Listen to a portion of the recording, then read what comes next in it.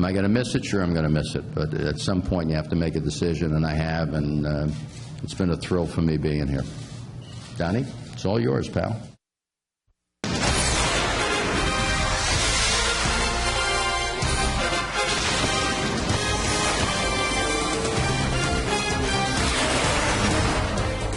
It's time for Dodger Baseball.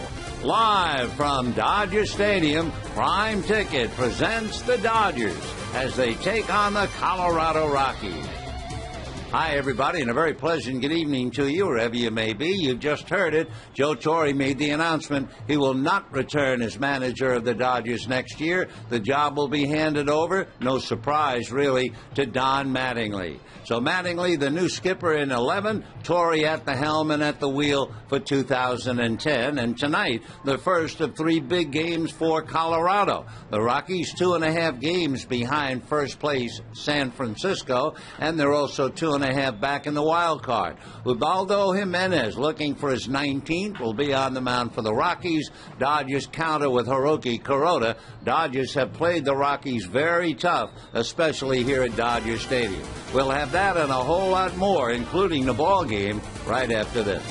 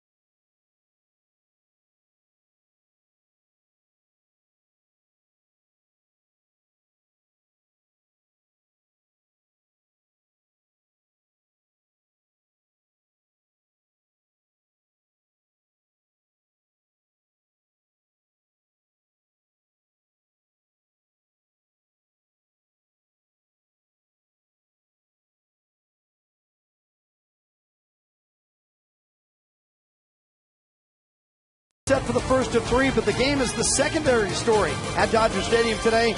Joe Torre has announced he will step down at the end of this season as Dodgers manager. It's our Lexus pursuing perfection. It began in 1977. He was the manager of the Mets, went to Atlanta, won a division, and then to St. Louis. And then, of course, those great teams with the Yankees where he won 4 world championships. And now, after 3 years in Los Angeles, Joe Torre said, my instincts, my gut said it's time to end it. Don Mattingly will be the new skipper of the Dodgers beginning next year. Opening day on April 1st right here against the Giants. Jim Watson, Steve Lyons in center field. Your reaction?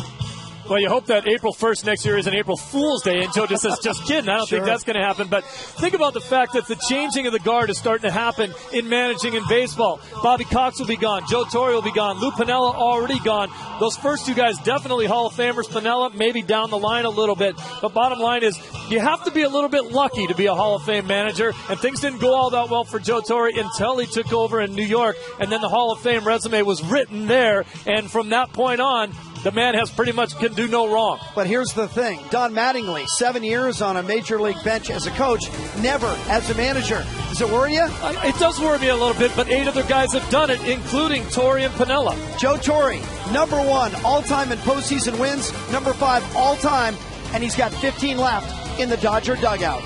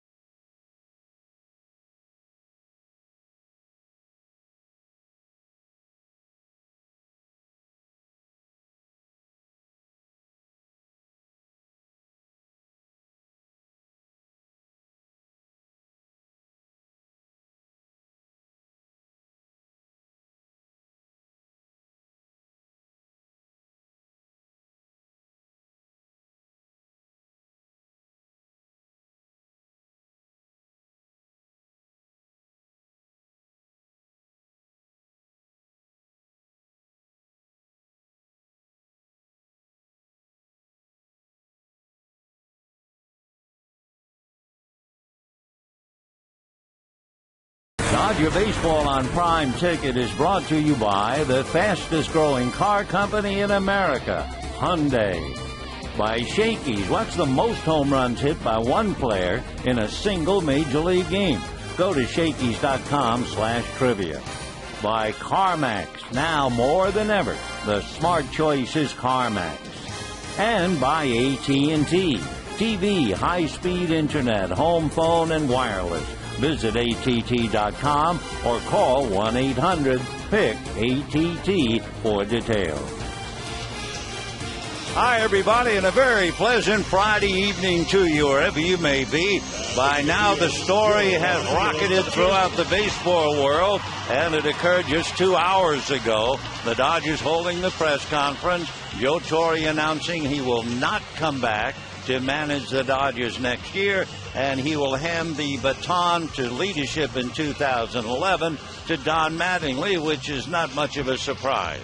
Joe, however, will pilot the Dodgers for the remaining games, and he has a dandy on the schedule right now, the first of 6 big ones, 3 with the Rockies, 3 with the Padres, as the Dodgers try, if nothing else, to play an important part in who's going to wind up winning the division. For the Colorado Rockies, they come in here 2.5 games behind San Francisco, 2.5 behind in the wild card with Atlanta and San Diego. And Jim Tracy's ball club stacks up this way. Eric Young at second base, Dexter Fowler in center, Carlos Gonzalez in right. The amazing Troy Tulowitzki at shortstop, Todd Helton at first base, Melvin Mora at third, Seth Smith in left field, Miguel Olivo behind the plate, Ubaldo Jimenez looking for his 19th win on the mound. On the mound for the Dodgers, Hiroki Kuroda, who is 10-12. He is 0-3 against the Rockies in his career, 0-1 this year. Interesting, he doesn't do badly against the other divisions. He's a couple of games above 500. But against the Western Division, Hiroki is 1-5.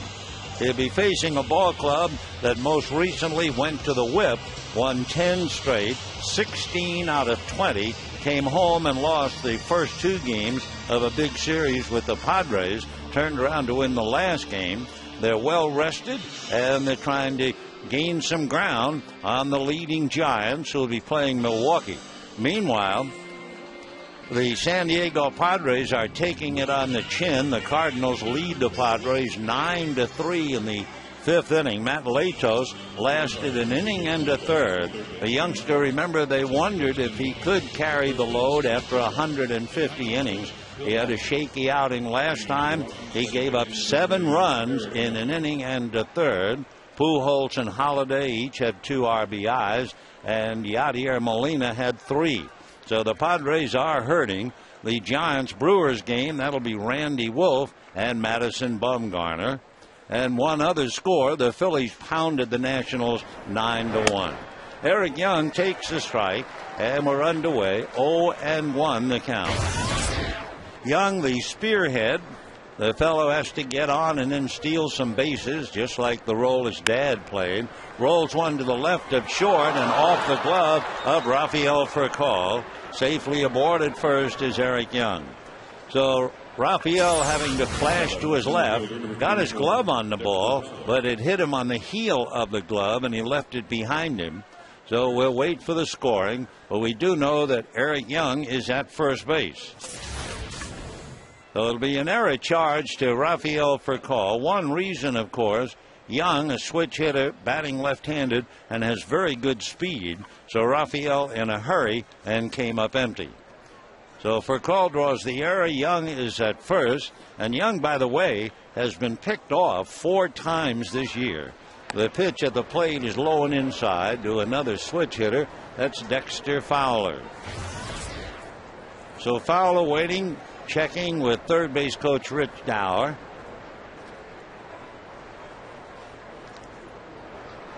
Now Fowler back up, hitting .252, 4 home runs, 33 runs batted in. Kuroda backs off the rubber.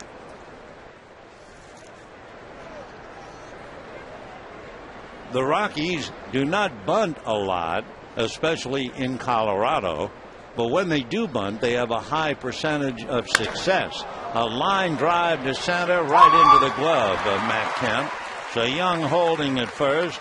Fowler a line drive out. And the batter now, Carlos Gonzalez. Gonzalez, an outstanding player. And you could spend quite a while just talking about him. First of all, playing in Colorado, he has 32 home runs. 25 of them, however, were hit in the rarefied air of Denver.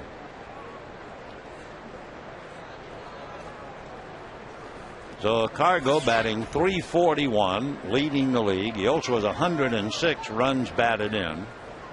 So Hiroki Kuroda with a runner at first, 1 out. Kuroda out of a high set, ready and deals, and way out in front of an off-speed pitch. And the count 0-1 to Carlos Gonzalez. Gonzalez, with everything else that he does well, has 23 stolen bases. And we told you when we were in Colorado, wherever he plays, it is the toughest position of the 3 outfield spots. And here is right field, where he made a spectacular catch the last time he was here. He swings, comes up empty, and the count 0-2. For the Rockies, they could not be very happy coming here. Not the fact the Dodgers have beaten them 7 out of 12, but since 2009, Jim Tracy's club has lost 11 of 15 here, and 3 of the last 4 defeats here, the Rockies were shut out. 0-2 the count to Carlos Gonzalez. Here comes Kuroda and a high fastball just to show it to him, and the count 1-2. So Kuroda, knowing full well going up against Ubaldo Jimenez, runs might be at a premium. though he's being very careful. Pretty good combination when you look at the Rockies with Carlos Gonzalez and Troy Tulowitzki. Together, they've knocked in 81 runs. And that's since August 1. Young back at the bag at first. 1-2 the count. Eric Young has stolen 16 out of 21. Kuroda out of a stretch up around the collarbone comes set. Another look over quickly at Young. Now to the plate in the dirt. Nice block by A.J. Ellis. And the count runs to 2-2 strikes. For the Dodgers, their starting pitching has been very good at home since right after the All-Star game. In fact, at home since the 21st of July, Dodgers starting pitching is 2.3 as Ted Lilly, Clayton Kershaw, and Rod Barajas look on. 2-2 to Carlos Gonzalez. Powerful left-hand batter waiting at the plate. Kuroda very deliberate. There goes Young. The pitch inside. Ellis' throw is late. EY had a good jump and steals second base. So the 17th stolen base for Eric Young. And the Rockies do that very well. They're a good aggressive ball club on the base paths. One reason having runners like Young steal bases, they're 15th in the league in grounding into double plays. So they just don't do it. The 3-2 pitch on the way is fouled off. Interesting because the last team the Dodgers faced, the Giants, were first in the league in grounding into double plays. Another thing the Rockies have done well, they run the bases aggressively. They're first in the league in going from first to third on a base hit. Fourth in scoring from first on a double, and second in scoring from second on a single. So Kuroda has to be very careful here. And a big pitch coming up now. 3-2 to Carlos Gonzalez, and it's hit in the air to right field. Ethier is there. Banking is Young. Andre for the catch. A long throw to third, not in time, and EY is there standing up. So Gonzalez, a fly ball to right field deep enough to advance Young to third. And now Troy Tulowitzki coming up. For Tulowitzki, it has certainly been a September to remember. Tulowitzki in the month of September against the Dodgers hitting .361. He has 11 home runs, 27 runs batted in. So combine him with Carlos Gonzalez, and you have self that left-right punch that every club loves to have. So Tulowitzki waiting, trying to pick up Eric Young. Kuroda delivers, and a drive to left down the line, hooking as she goes fair. Home run for Troy Tulowitzki. What an amazing month Tulo is having, and just like that, the Rockies lead 2-0. For Tulowitzki, another remarkable swing. He has 24 home runs, 84 runs batted in. So the error by Furcal is cashed in and then some. It was a high fastball above the letters, and he just drilled it. So Tulo hits it out, and the Rockies take a 2-0 lead here in the first inning, and the batter will be Todd Helton. Helton takes a breaking ball for a strike. So, boy, you talk about fulfilling the definition of a cleanup hitter. Tulowitzki is really cleaning up. So with 2 down, first inning, Rockies out in front as Helton takes very high, and the count 1-1 strike. Tulowitzki was not hitting that much against the Dodgers at all, and against Kuroda he was hitting just .188. 12 home runs in his last 15 games. Troy Tulowitzki. The 1-1 pitch on the way, and the veteran Helton pops it foul off to the plate, and that will carry back into the stands, and the count goes 1-2. For Kuroda, that is the 14th home run that he has allowed this year. And Todd Helton, hitting back of Tulowitzki, has a half a dozen home runs, 31 runs batted in. Tulo's just not giving him many opportunities to pick up the run. The 1-2 pitch on the way. Helton pops it up. Back of first base. Loney in foul ground. Waiting, and makes the catch for the third out. However, Troy Tulowitzki hits it out with Eric Young aboard on a high fastball. And just like that, Rockies 2, Dodgers coming up.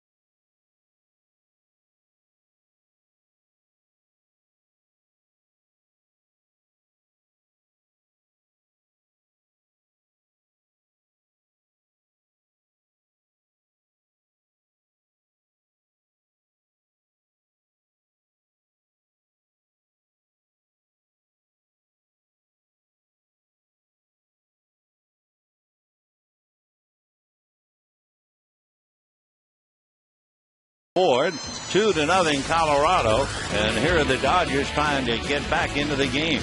Rafael Furcal, Ryan Theriot, and Andre Ethier.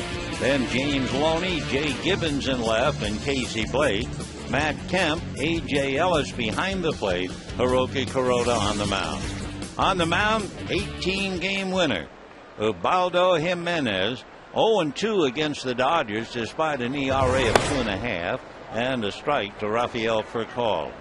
Jimenez is 6'4", 215 pounds, 26 years old. He's already had a no-hitter as Furcal fouls a pitch away, and the count 0-2.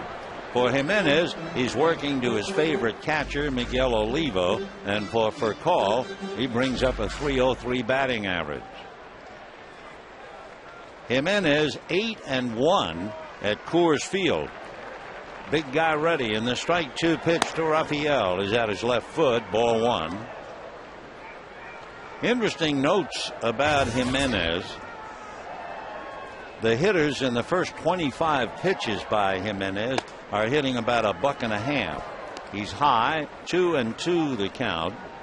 He has allowed 2 earned runs in the first inning this year, and this would be his 30th start.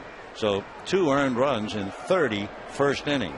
The 2-2 pitch way outside, ball 3. Then he improves in the 29 second inning. He's allowed 1 earned run. So Jimenez leading 2-0, and his 3-2 pitch on the way is chased and missed, and down goes Furcal. So Rafael's struggling. He struck out his last 3 at-bats last night. A moving fastball is chased, which means he has struck out his last 4 straight at-bats. So 1 away in the first inning, and Jimenez now going to work against Ryan Theriot. Interesting, it seems like every pitcher has a tough spot in the lineup throughout the league. When the Dodgers saw Barry Zito in San Francisco, it came as a shock to realize the number 8 hitter in the National League hitting .310 against Barry Zito. Ryan Theriot takes a strike, and the count 0-1. The number 2 hitter in the National League is hitting .291 against Jimenez. Fastball burns inside. 1 ball and 1 strike to Ryan Theriot. Ryan hitting .275, 2 home runs, 29 runs batted in. 1-1 pitch is off the plate, little slider, and the count 2-1. You talk about Colorado and the thin air, inability of pitchers to win there and give up a lot of home runs. not necessarily so. Ground ball to Ely. The second baseman picks it, throws him out, and Torre goes down. So with 2 out in the first inning, Andre Ethier coming up. As far as Jimenez is concerned, in Colorado, he is 8-1, and he's only allowed 4 home runs in Denver. So he's something, and the Dodgers have their hands full. However, there is a difference in Jimenez. Before the All-Star break, he made 10 starts on the road, and he was 9-1. Since the All-Star break, 5 starts, 0-4. And the pitch to Ethier fouled away off to the left, out of play, and the count 0-1. For Andre Ethier, he has a home run in the past, and he's hitting in the 270s against Jimenez. So the Dodgers burned by Troy Tulowitzki, and the Rockies lead 2-0. Strike one pitch. Ethier has it at his left knee and has to get out of the way. 1 ball and 1 strike to count. Ubaldo Jimenez, signed by the Rockies as a free agent out of the Dominican Republic. His 1-1 pitch on the way to Ethier is taken off the plate. Ball 2, and the count 2-1.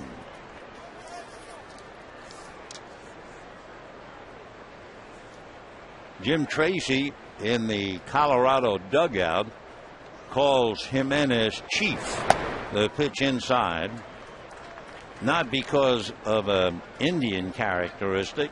Remember the movie One Flew Over the Cuckoo's Nest? Jack Nicholson was there talking to the Indian in the movie and referred to him as Chief. And Tracy has put that nickname on Jimenez, and the Chief has just walked Andre Ethier. So with a runner at first and 2 down, here comes Loney. And James Loney has a home run, hitting just 200, however, against Jimenez. Bottom of the first inning, Rockies 2, Dodgers nothing. We'll repeat in case you missed it. Dodgers held a press conference at 5 o'clock. Joe Torre announcing that he would not come back as manager of the Dodgers next year. And next year's manager would be Don Mattingly, as Loney pulls one into the seats foul down the right field line, and the count 0-1. Rockies 2 runs, 1 hit, and for Don Mattingly, a fulfillment, I'm sure, for many a player that someday might be a skipper, and now it's his for the taking and the waiting until 2011. Meanwhile, Joe is running everything as he usually would and does. Strike one pitch to Loney is fouled the other way, upstairs off to the left, and Jimenez, in the parlance of the trade, is bringing it. He's throwing 95, 96. 0-2 the count. For Jimenez, he has struck out 187, and that includes for COL leading off the game. Big guy comes back with a pitch fouled away. So Loney has whacked it foul to the right, then to the left. Now he has ground one foul, and it's still 0-2. Jimenez back of the rubber for the moment. Now he's up on top. Ubaldo says no to Olivo. Now he's ready. And the strike 2 pitch to Loney, down and away. Ball 1, 1-2. Another kind of interesting thing about Jimenez, 47% of the time the batter has the count his way. And still, even when they're ahead in the count, they're hitting in the 240s. 1 ball and 2 strikes. Jimenez ready. Big right-hander comes back, and Loney waves at a change off the plate. Down he goes. So Jimenez strikes out 2. The Dodgers lead Ethier, and at the end of an inning, 2-0 Colorado.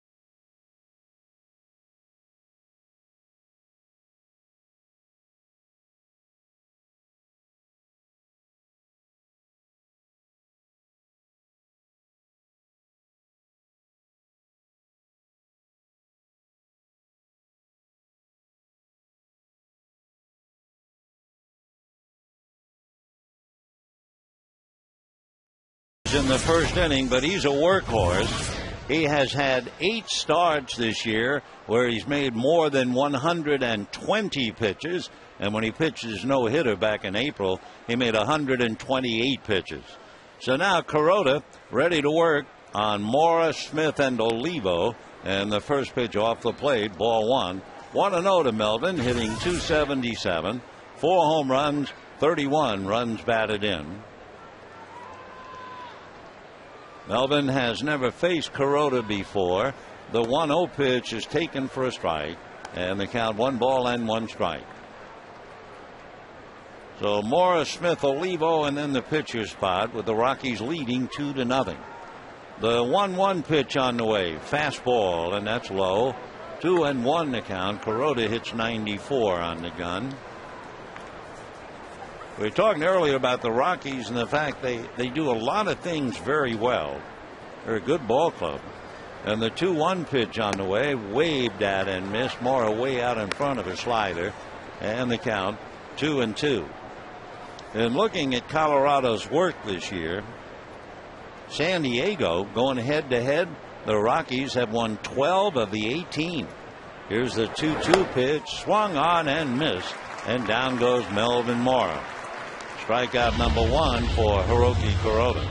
So the Rockies, having beaten San Diego 12 of the 18, which means they're not going to be able to play them anymore. The Dodgers, meanwhile, have 5 more left with Colorado, 2 in this series, 3 in Denver, and they have 3 coming up with the Padres. So with 1 away, here's Seth Smith, the left-hand hitter, and takes a strike, and the count 0-1. Talking about the Padres, they are getting their clock clean. The Cardinals 11 and the Padres 3 in the 7th inning. The strike 1 pitch is in there, 0-2. Matt Latos chased in an inning and a third with 7 runs. So what the Padres dreaded, what they were hoping to avoid, Latos apparently is running out of gas. The strike 2 pitch is popped foul off third. That will go out of play. And the count stays 0-2. For the Rockies, the team that has given them a bad time this year, that would be the Philadelphia Phillies. The Phillies have beaten the Rockies 6 out of 7. 0-2 the count. Kuroda into the windup, deals 0-2, and it's very high. 1-2 the count. In case you joined us late, Eric Young ground ball up the middle. Furcal got his glove on it. It hit the heel of the glove, spun away for an error, and with 2 out, Tulowitzki bombed one, and the Rockies lead 2-0. The next one is swung on and missed. Down goes Seth Smith. That would be the 2nd strikeout for Hiroki Kuroda. And the catcher, Miguel Olivo, coming up. So Kuroda down 2-0. Working on the lacing in his glove for the moment. Olivo hitting .271. He has 13 home runs and 56 runs batted in. He is Jimenez's favorite catcher, and for good reason, as we mentioned. With Miguel behind the plate, his earned run average is 2.5. The pitch fouled away by Olivo, and the count 0-1.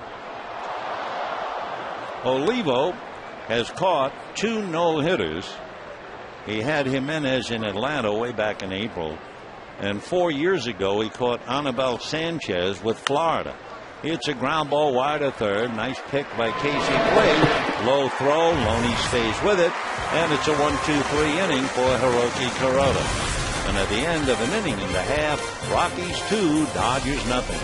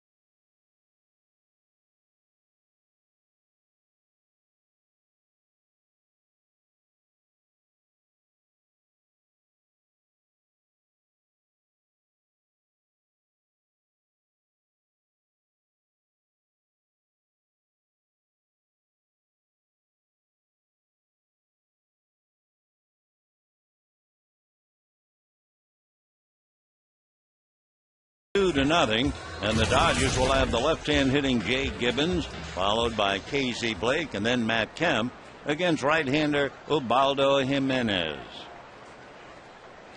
Jimenez made 20 pitches in the first inning, struck out 2, and now working on Gibbons, the young fella out of Michigan who lives in Simi Valley. Left-hand batter, in the first pitch to Jay, big slow breaking ball in for a strike, and the count 0-1. Jay originally signed by the Blue Jays out of Cal State, L.A. Growing up as a kid, played a lot of soccer. The strike one pitch is high. Now he's trying to sock him, leading off the second inning. 2-0 Colorado. Now the 1-1 pitch on the way, and line drive, base hit, whacked into right center. So Gibbons, a solid single, opening up the second inning, and Casey Blake coming up.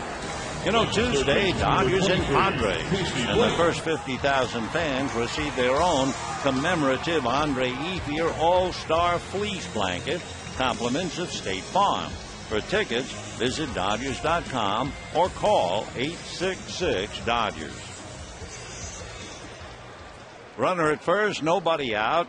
Blake, Kemp, and Ellis trying to move him around a little bit. Casey hitting .251, 15 home runs, 59 runs batted in. Jimenez fastball inside, ball 1, 1-0. Couple of other insights on Jimenez. He is second in the league in wild pitches. He's made 14, but he also does a very good job of holding runners on. Jimenez said Blake waiting, and the pitch in for a strike, and the count 1-1.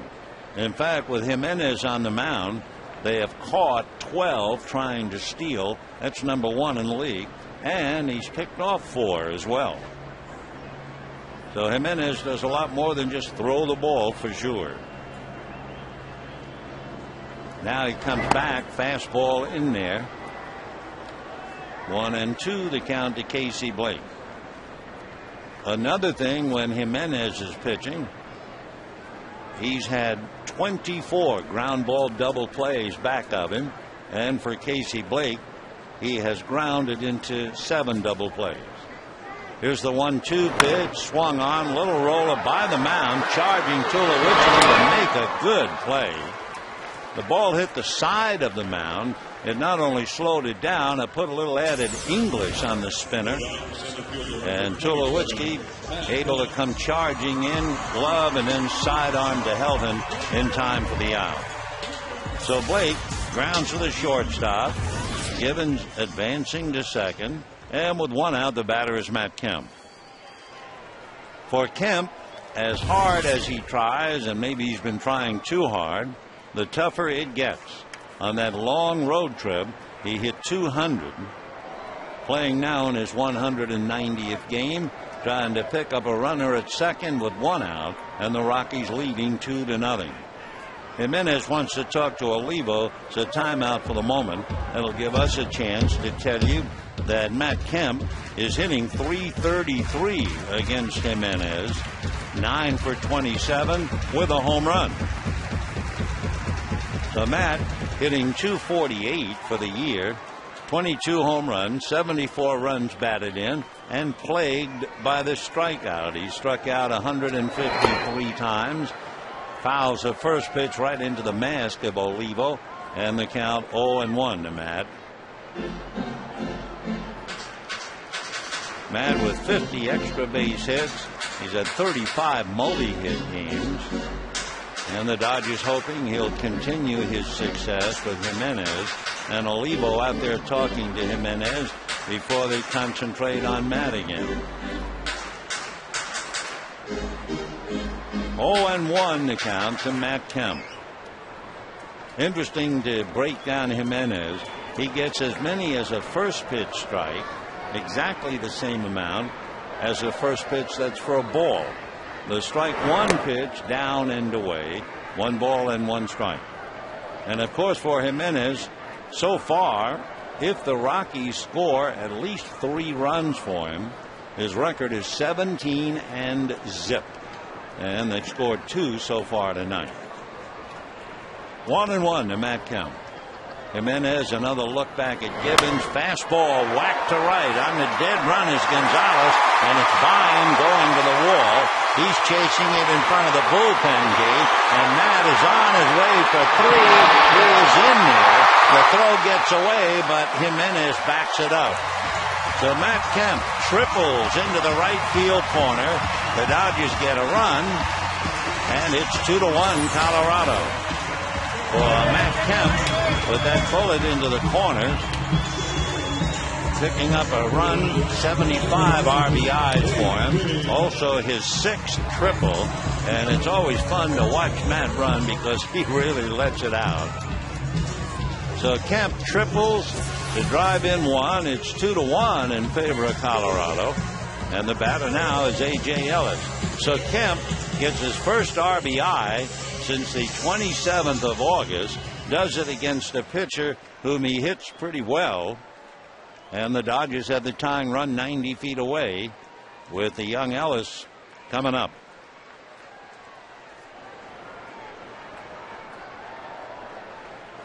Here comes Jimenez, fastball, and that's inside at the knuckles, ball 1. 1-0 to A.J., hitting .211. 11 runs batted in. Larry Boa had to holler at him, and A.J. backs out, looks at Boa. Kemp, hands on his hips and foul ground, not coming down the line, if you're thinking squeeze. Jimenez looks at Kemp, comes to the plate in the dirt, blocked by Olivo. 2 balls and no strikes, they count. And again, a look to Boa. On deck, Hiroki Kuroda with 1 out. 2-1 in favor of the Rockies, bottom of the 2nd inning. Jimenez from a stretch. Ellis takes high, and the count runs 3-0. So A.J. checking with Boa on every pitch. Jimenez, with all of his strikeouts, has walked 80. And he comes back on the inside corner for a strike, and the count 3-1. So in the 1st inning, Young reached on an error. 2 out later, Tulowitzki a home run. Here in the 2nd inning for the Dodgers, Gibbons singles, and with 1 out, Kemp triples him in. The 3-1 pitch. Ellis hits a base hit up the middle. Kemp scores to tie it up, and the Dodgers and the Rockies are even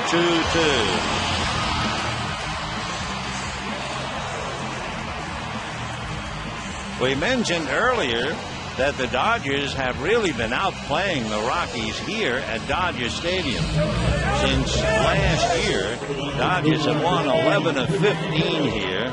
3 of the last 4 Dodger victories here have been shutouts. The Dodgers have won 5 straight series against Colorado here at Dodger Stadium. Kuroda, who's a good bunter, drops a beauty. Up with it is Olivo, and he throws it into center field. Backed up there by Fowler, and stopping at second is Ellis.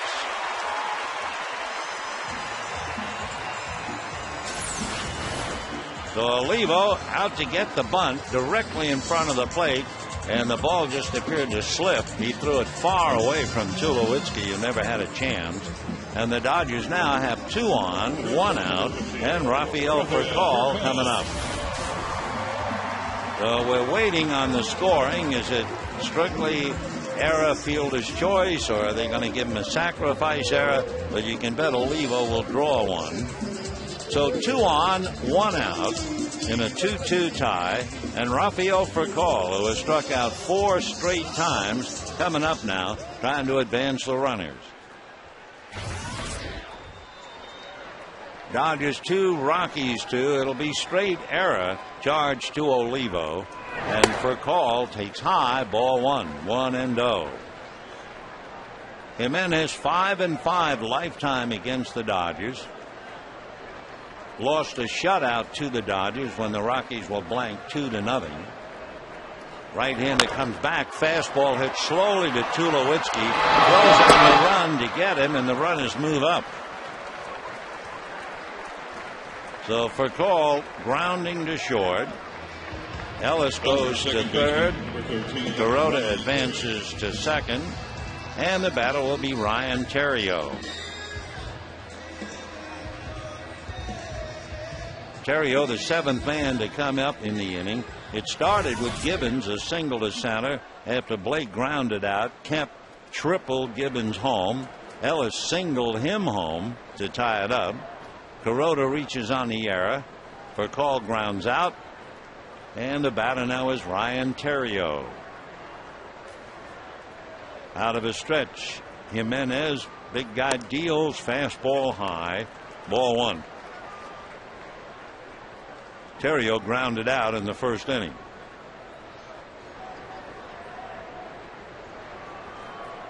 Ellis down the line from third. Kuroda backing away from second. And the pitch at the plate. Big ground ball up the middle. Tulo, nice pitch to throw him out.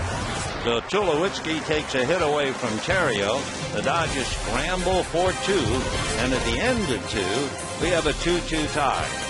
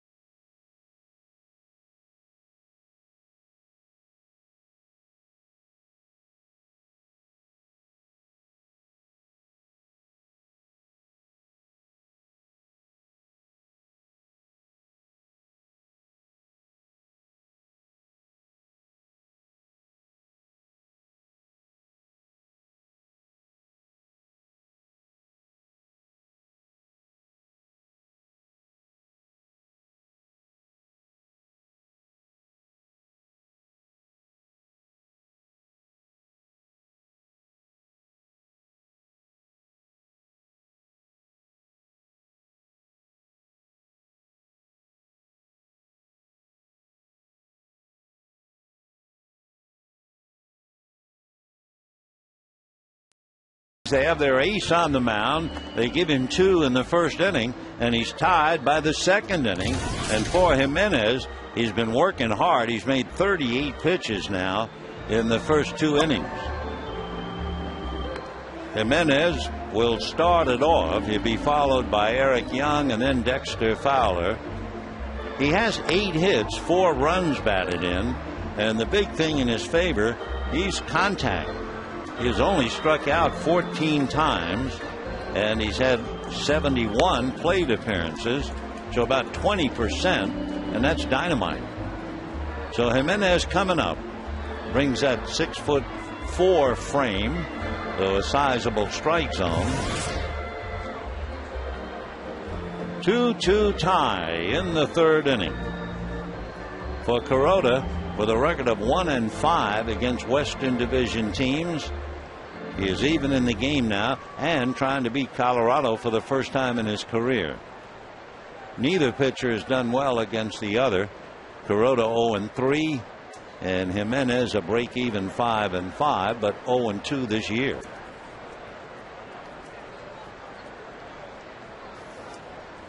So the first pitch to Jimenez very high. 1 ball and no strikes, the count. Ubaldo with a 116 batting average. The 1-0 pitch on the way. Good fastball in there. 1-1 the count. Rockies came in here 14 games above 500 and 2.5 back of the Giants. Another pitch that finds the strike zone, and the count 1-2.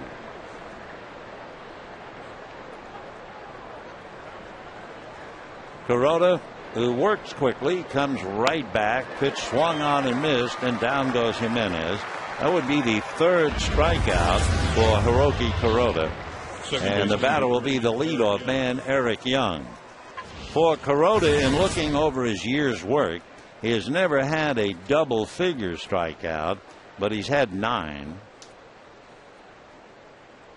2 years ago, he struck out 11 against the Cubs. So Kuroda working on Young, hit that ball up the middle, went off the glove of Furcal for an error, and 2 outs later, Tulowitzki hit the home run. Kuroda ready and delivers. EY looks at a strike, and the count 0-1.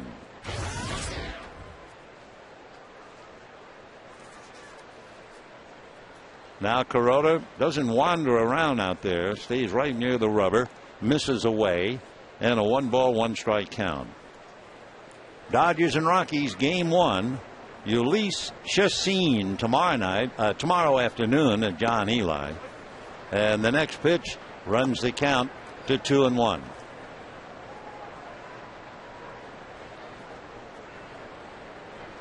So Eli taking in the ball game, making his own notes in preparation. The pitch to Young in at the knees for a strike, and the count 2-2.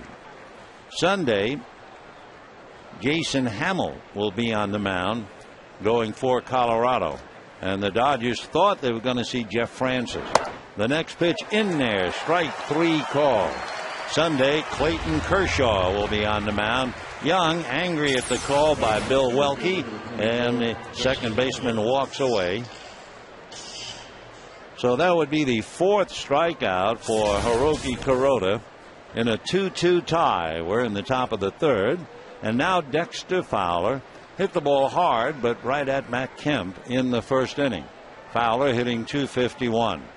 And the pitch to him catches the outside corner for a strike. And the count 0-1. No balls and 1 strike to Dexter Fowler. The strike 1 pitch on the way. Switch hitter takes a strike. 0-2 the count.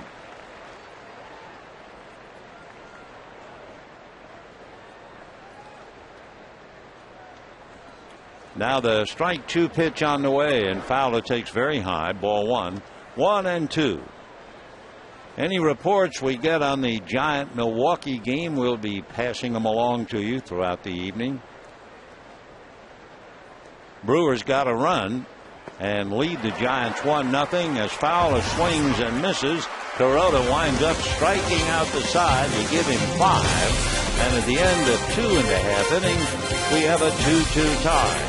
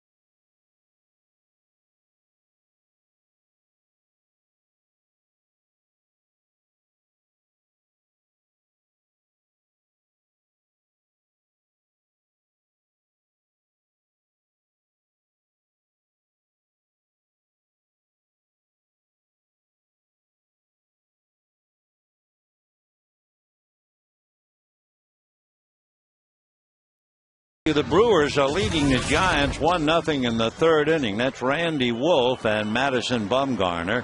Prince Fielder drove in Ryan Braun, who had doubled in the first inning. So we'll keep tabs on that for sure.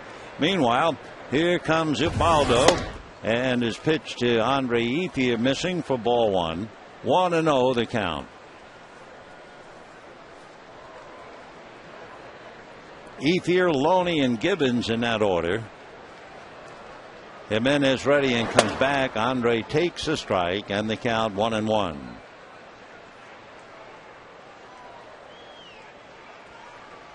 Jimenez with a record of 18-6. The 1-1 pitch coming up to Andre Ethier. It's taken in the dirt. Ball 2. 2-1 the count. Ethier walked in the first inning with a home run and a .273 batting average against Jimenez. An overall average .288. Now the 2-1 pitch. Andre starts to pull the trigger, holds up, but he pays a strike anyway. And the count 2 balls and 2 strikes.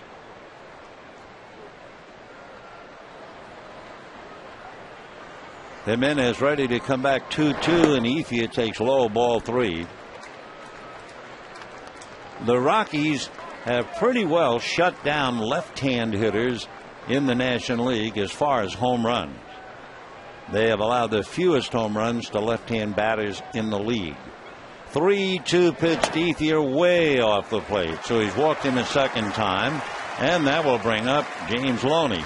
You know, the Coca-Cola Value Pack is available Wednesday, Thursday, and Sunday games in September. Includes 4 tickets, 4 Dodger dogs, 4 Cokes, and 4 Dodger action figures for $17 per seat. For tickets, visit Dodgers.com/specials or call 866-DODGERS. Here's Loney, who struck out in the first inning after fouling off a couple. And hitting back of him is Jay Gibbons. Jimenez in a 2-2 tie.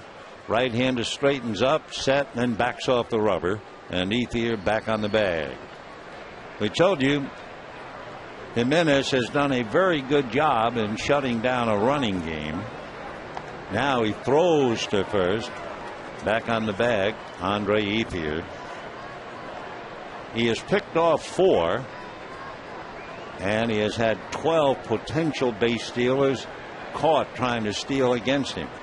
The pitch to Loney, a strike, and the count 0-1. Dodgers find themselves 3 games under 500, and they come here with a little 2-game losing streak after that series in San Francisco. 0-1 the count to Loney. Jimenez a long look into Olivo. Now he straightens up. Right-handed strike 1 pitch is swung on and lifted to straightaway center. Drifting a little to his right is Fowler. Makes the catch. And holding at first is Andre Ethier. So Loney a fly ball, and now Jay Gibbons. Gibbons opened up the second inning with a sharp single to center, and Matt Kemp's triple scored him, and then Matt scored on the base hit by Ellis. So we have a 2-2 tie as the Dodgers scramble back from the first inning 2-run home run by Troy Tulowitzki. Kemp's triple was the big play for them. So here's Gibbons 1 for 1. Jay batting .314. A look in by Jimenez. Ethier inching off the bag at first, and the fastball on the outside corner for a strike, and the count 0-1. Andre Ethier, not much of a base stealing threat, but he has stolen 2 and without being caught. Helton on the bag, so a considerable hole on the right side of the infield. Ethier takes his lead, and the pitch by Jimenez way outside. Nice save by Miguel Olivo, and a 1-ball, 1-strike count. Casey Blake on deck. Game 1 of a 3-game series. Ulysses Yassin and John Eli tomorrow afternoon. The 1-1 pitch inside, ball 2. Jason Hamels on Sunday against Clayton Kershaw. 2-2, bottom of the third. Gibbons another look at Larry Boa. Now Jay back up to the plate. Jimenez hands together below the belt. The 2-1 pitch way outside, ball 3. So he's fighting his control, that's for sure. 3-1. We told you he's walked 80, but of course he's a powerhouse. He has also struck out 188.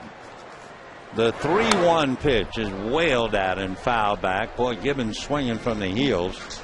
And 3-2 the count to Jay.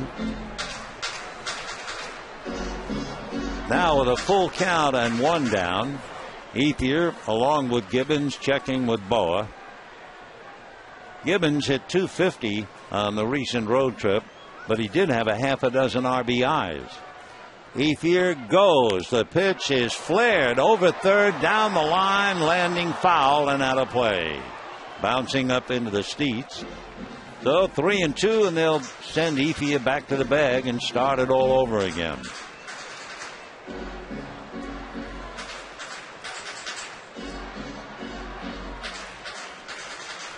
Jay Gibbons was recalled August the 8th, and in that short span has 5 home runs with a slugging percentage of .600. He also had 15 RBIs over that stretch. All right, Jay back up and waiting. We'll see if Ethier goes. He does. Pitch is missed at the plate. Olivo down to Tulowitzki for the tag. So that's the double play. As Gibbons strikes out, Ethier is erased, and at the end of 3, a 2-2 tie.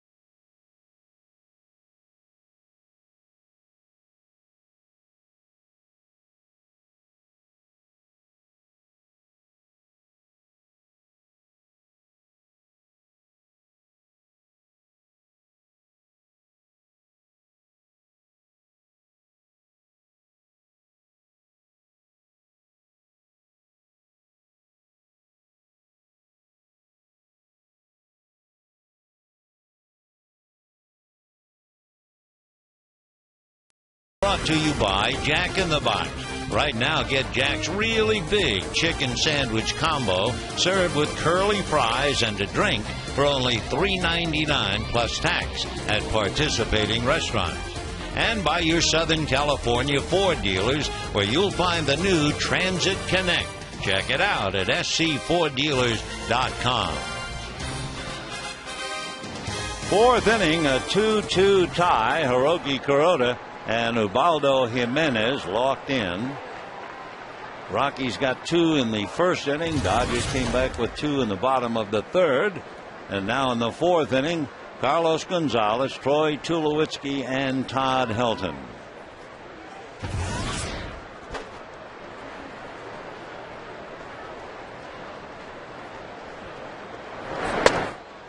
And ball 1. Gonzalez, a line drive out to Andre Ethier in right field. Carlos Gonzalez, they call him Cargo up in Denver, takes the strike, and they count 1 ball, 1 strike. One of the things the Rockies do is take a lot of pitches. They're way up there in the top 4 in 2-0 counts and 3-1 counts. 1-2 the count. Hiroki Kuroda struck out the side in the 3rd inning, so he has 5 strikeouts. Gonzalez, with all of his talent, also strikes out a lot, 122 times.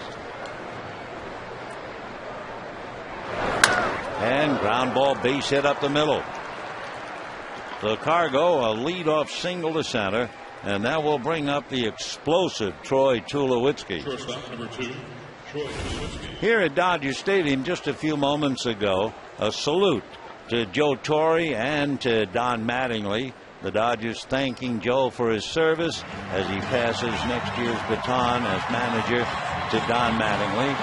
For Joe Torre at 70, Don Mattingly will begin his managerial career at the age of 49. So Joe and Don, buddies from Yankee days, and now they'll be saying goodbye in some way as far as down there in the dugout. So now Tulowitzki, you got a high fastball and hit it into the left field stands inside the foul pole. Takes a high breaking ball, and that's a slider for a strike, and the count 0-1. Tulo hitting .327, 24 home runs, 84 runs batted in. We had a lot of fun with Tulo earlier this year talking about the mullet, the hairdo, and then we found out there's a reason why that mullet seems to be growing a little bit, for a good cause. He hits a high fly ball into left center field, but it's playable. Matt Kemp is there to make the catch, and Gonzalez holds on at first.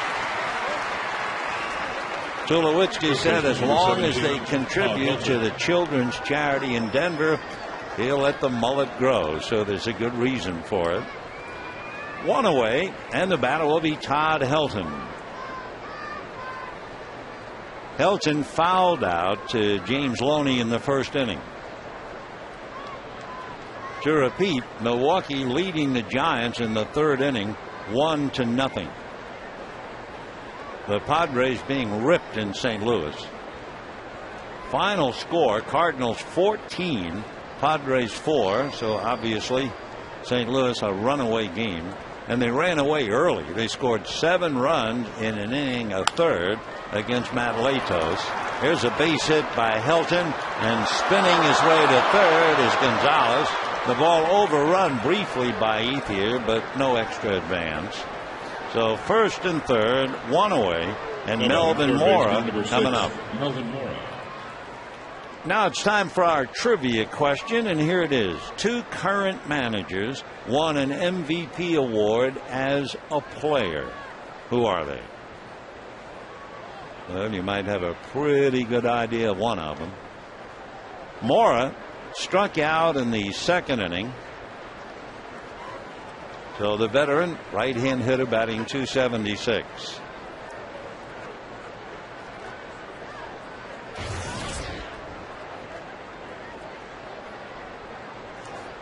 Melvin signed a 1-year deal with the Rockies in January.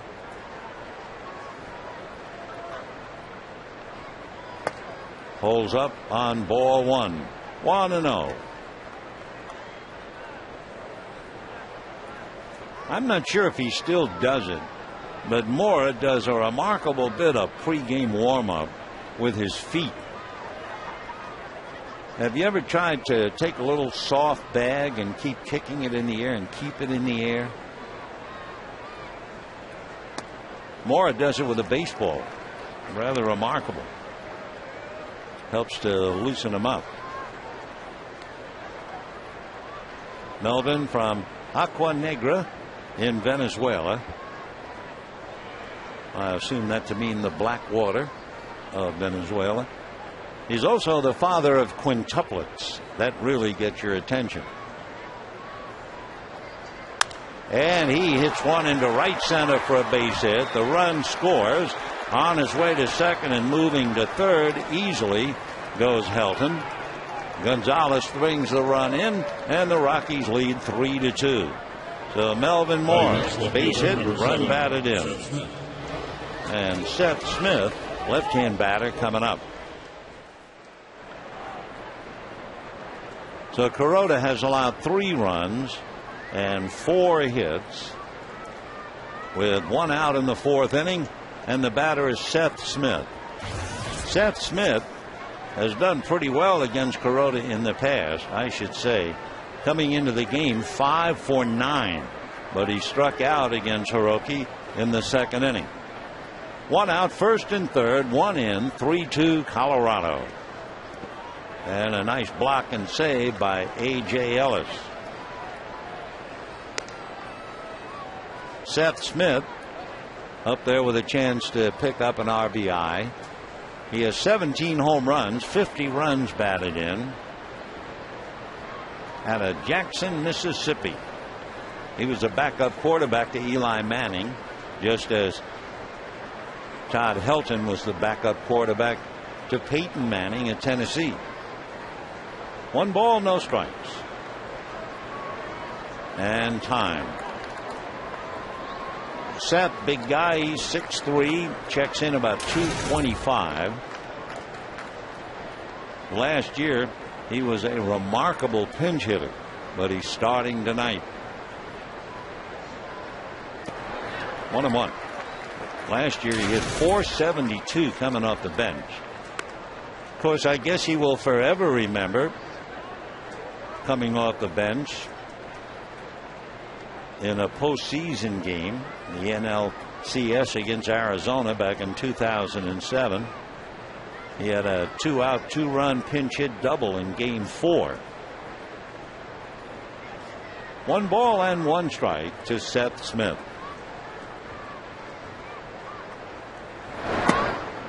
This blowing inside, ball 2 with a fastball. 2-1 the count.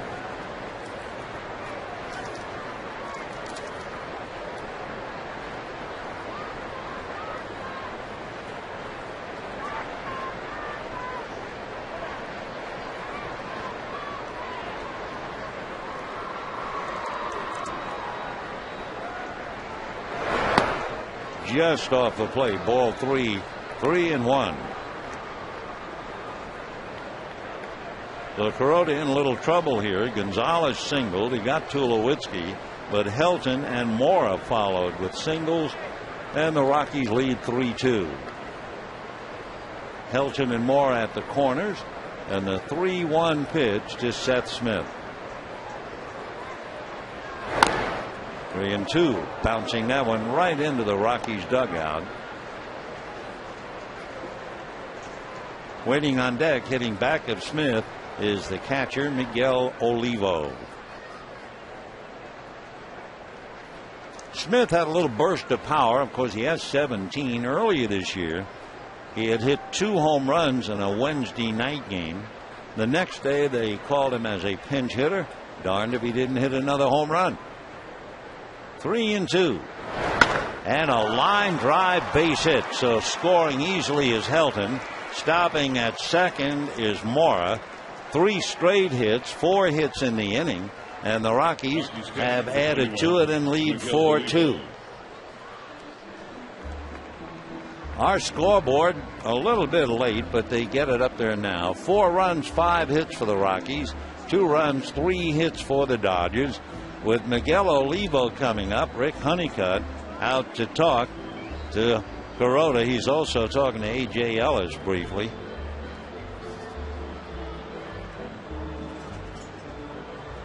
So 4-2. The Rockies led 2-0. Dodgers tied it.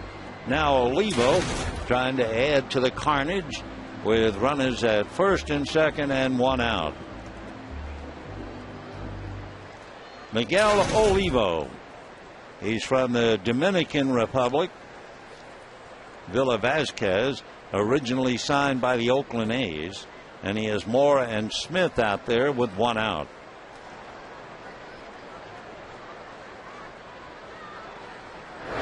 Ground foul outside of third. 0-1 the count.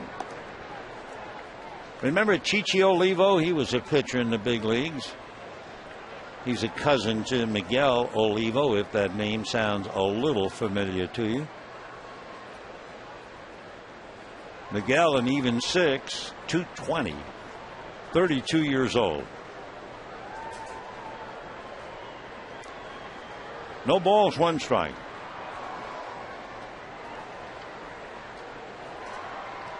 And ground ball, base hit up the middle. Here comes Mora. Matt Kemp will throw towards second base, taken by Terrio. So that's 4 consecutive singles, 5 hits in the inning. And the Rockies lead 5-2. Well, Gonzalez singled, and after Tulowitzki flied out, Heldon singled to right. Mora singled to center to score Gonzalez. Smith singled to right to score Helton.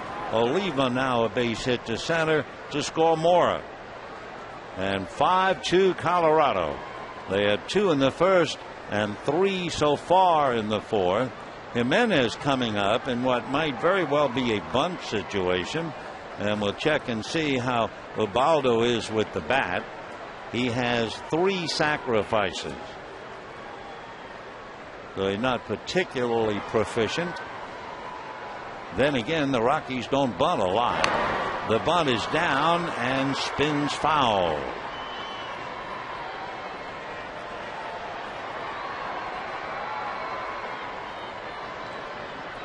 We mentioned earlier the Rockies are 13th in their sacrifice attempts.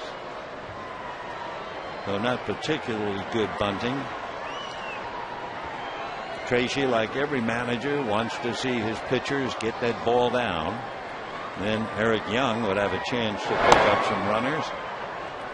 1 ball and 1 strike to count. 2 in the first and 3 in the fourth. Colorado leading 5-2. Dodgers begin to move around in the bullpen now. Kuroda is due to bat 4th when the Dodgers hit in the 4th inning. 1-1 to Jimenez, showing bunt. Pulls the bat back, cost him a strike. Ramon Troncoso gets up in the Dodger bullpen. 5 runs and 6 hits against Hiroki.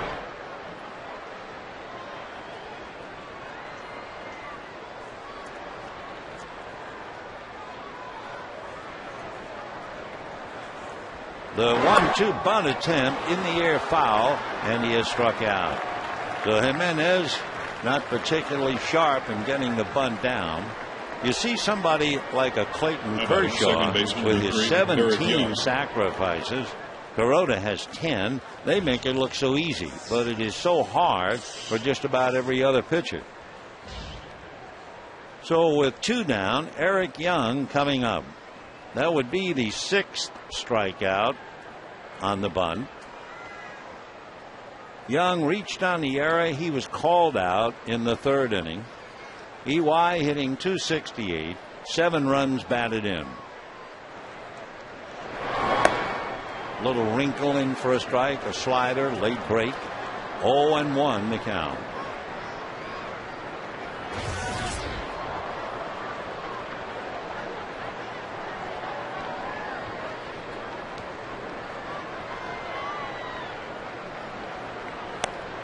Oh, 2. Young in his leadoff role has done a pretty good job of not striking out. He has struck out once tonight, only 27 times, about 170 some odd plate appearances. 0-2.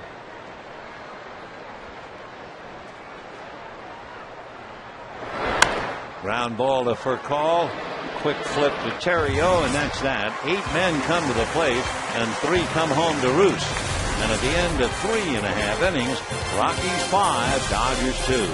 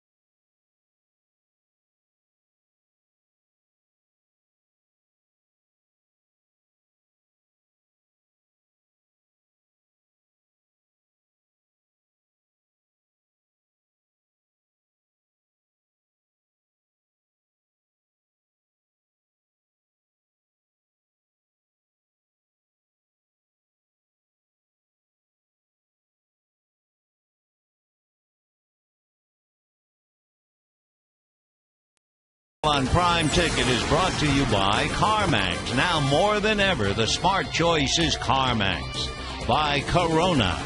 And by Toyota. Get a great deal on Toyota's full line of hybrid and fuel-efficient vehicles at your Toyota dealer today. Bottom of the fourth inning, 5-2 in favor of the Rockies. Tough night for Hiroki Kuroda. 5 runs, 6 hits after his team got even. Now the Dodgers find themselves in the hole by 3. Casey Blake, Matt Kemp, and then A.J. Ellis.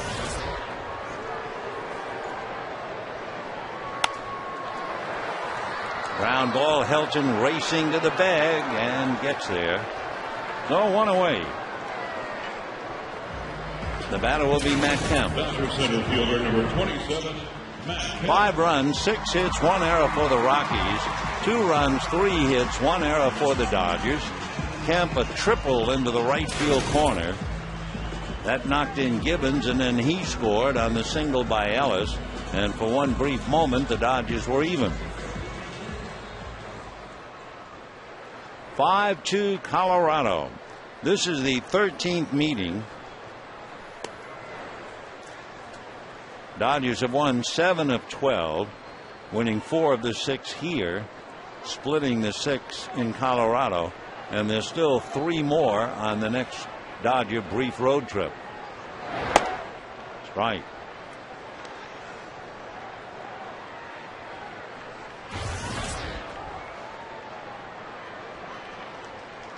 Matt batting .250. Strike. 0-2. Waiting on deck, A.J. Ellis.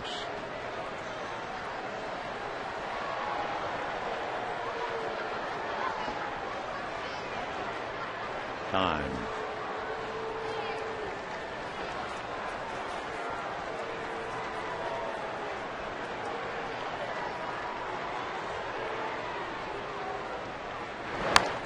Slap foul. Still 0-2. Last we heard, it was 1-0 Milwaukee in the 3rd inning. Prince Fielder singled home Ryan Braun, who had doubled. They have added another. They're leading the Giants 2-0 in the 5th inning. For the second time, Ryan Braun doubled. Matt Kemp, meanwhile, a base hit into left center field with 1 out. And A.J. Ellis will be coming up. Dodger catcher number 17, A.J. Ellis. So Kemp 2 for 2. A.J. Ellis singled up the middle to drive in Matt in the 2nd inning.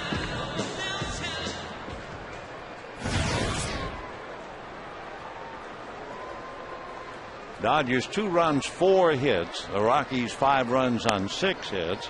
And that's a strike to Ellis.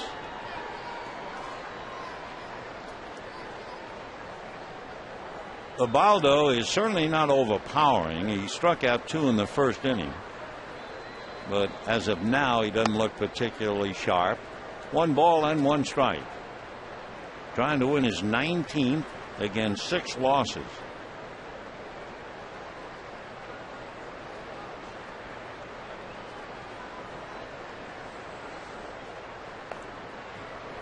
Matt Kemp at first base is no longer considered a good base stealer. Oh yes, he has stolen 18, but he's been caught 15 times.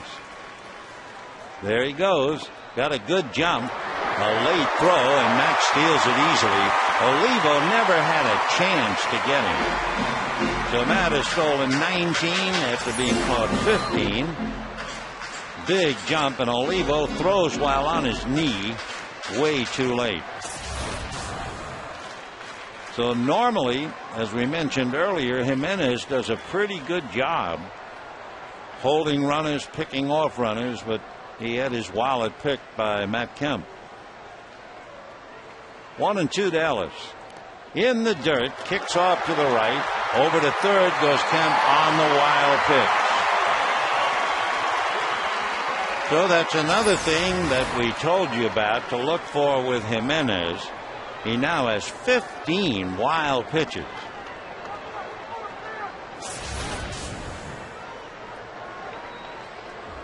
So Kemp at third, one away, 2 balls and 2 strikes. Jimenez, at least for the moment, certainly does not look like an 18-game winner. He's struggling. Now 2-2.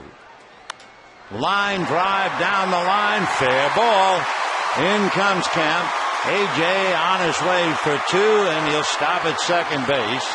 And the Rocky lead is 5-3. But Jimenez is Rocky. So AJ 2 for 2 with 2 runs batted in against him. That would have scored Kemp from second base anyway, as he doubles down the line. And now Hiroki Kuroda coming up.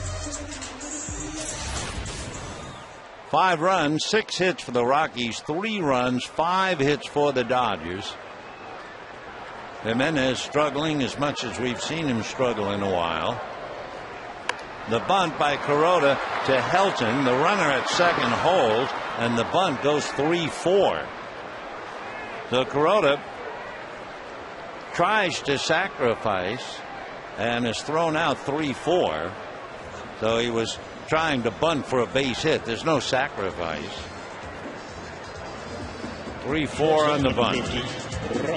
So with Ellis at second and 2 down, the batter now, Rafael Furcal. Furcal is taking a little extra time talking to Ryan Theriot to let Kuroda get close to the dugout. Rafael struck out, grounded out, 0 for 2. Remember, Hiroki Kuroda, in trying in that case to bunt for a base hit, he has 1 hit in 50 at bats. So here's Furcal hitting 301, pickoff play, but a high throw to Tulo. It might have been a lot closer.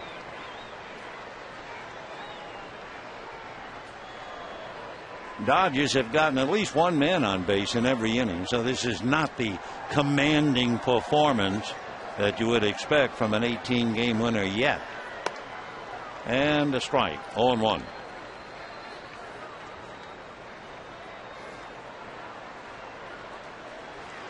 No balls and 1 strike.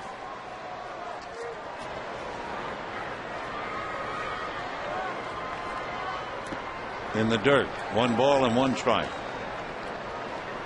Quality starts. 6 innings, 3 runs or less. Jimenez is second in the National League in the so-called quality starts.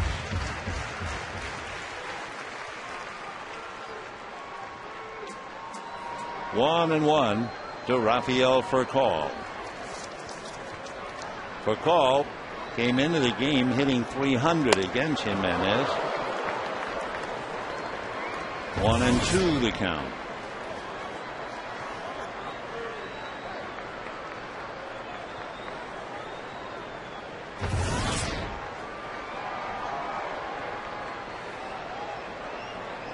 (5-3) Rockies. Hit down the line, going foul, back into the stands. So it's still 1-2 the count to Rafael Furcal.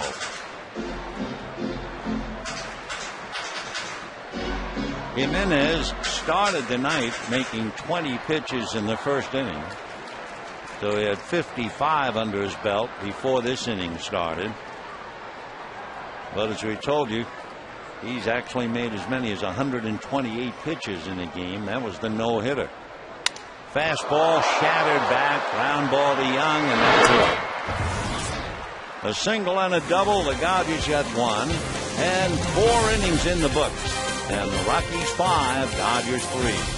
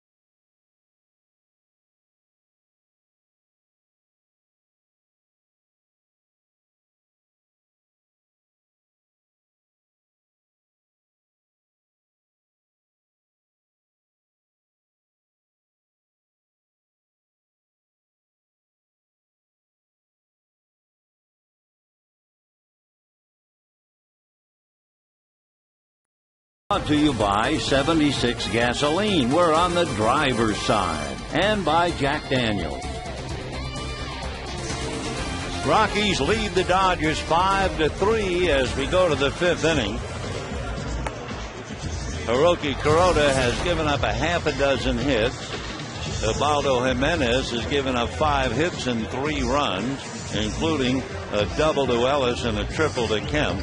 In fact, the bottom of the Dodger lineup, Kemp hitting 7th has a triple and a single.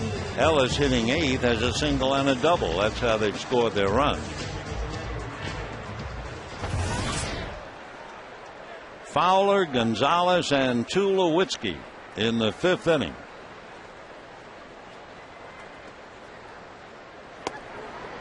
Ball 1. Dexter Fowler flied to center, struck out, 0 for 2. A real daddy long legs out there in center field. Ground ball to the right. Terrio backhands and gets it. Remember the trivia question? We were talking about skippers who were brilliant players. 2 current managers won an MVP award as a player. Who are they? Well, I'm sure you remember Joe Torre. And what about Kirk Gibson over there in Arizona? Right. Be interesting, among other things, the Arizona story, the future of Kirk Gibson. Will he remain as the manager of the D-backs, or is he interim? Ball 1, Detroit. Tulowitzki, a 2-run home run. He's out on deck. Gonzalez trying to get aboard a hub of him. 1-0 the count. Gonzalez flied to right, single to center. Hits it foul, out of play. Carlos Gonzalez, great young star, just bursting on the scene, hitting .342. He's only 25. He was originally signed by the Diamondbacks. They traded him away to the A's, and the A's traded him away to the Rockies, and boom, Colorado has themselves a star. High fly ball, shallow right, Ethier coming in. So we have 2 down, and Troy Tulowitzki coming up. In the 1st inning, he got a ball up, around, or above the letters, and I mean hammered it. And I'm sure Kuroda feels he made a good pitch, but Tulowitzki hit it out anyway.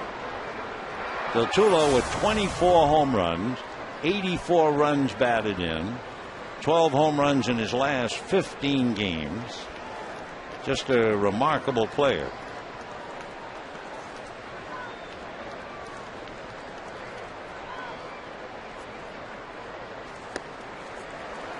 Oh, and 1. One of the things about Tulo, he's not that patient a hitter either.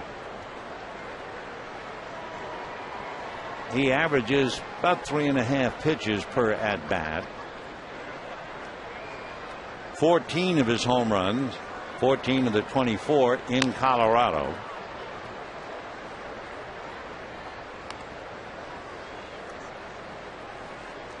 Oh, and 2 the count. Remember, Tulowitzki was lost for about 6 weeks. So was Helton. So was Jorge De La Rosa, the pitcher.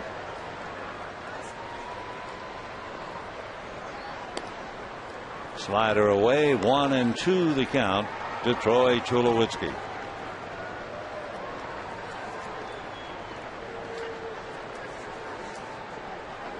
Kuroda trying to win his 11th.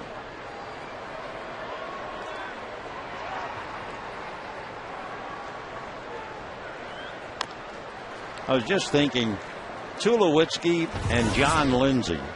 What a difference. John Lindsay finally got to the big leagues after spending 16 years in the minor leagues. Troy Tulowitzki, he got to the big leagues after 14 months. What a difference. There's John. Boy, the thoughts he must be having about Tulo. 16 years compared to 14 months. And yet, when you see Lindsey, you see his reaction, you see that big warm smile, you realize there's quite a heart underneath that shirt. Someone who understands his role in life, very content with it. Popped up. It will be Terrio.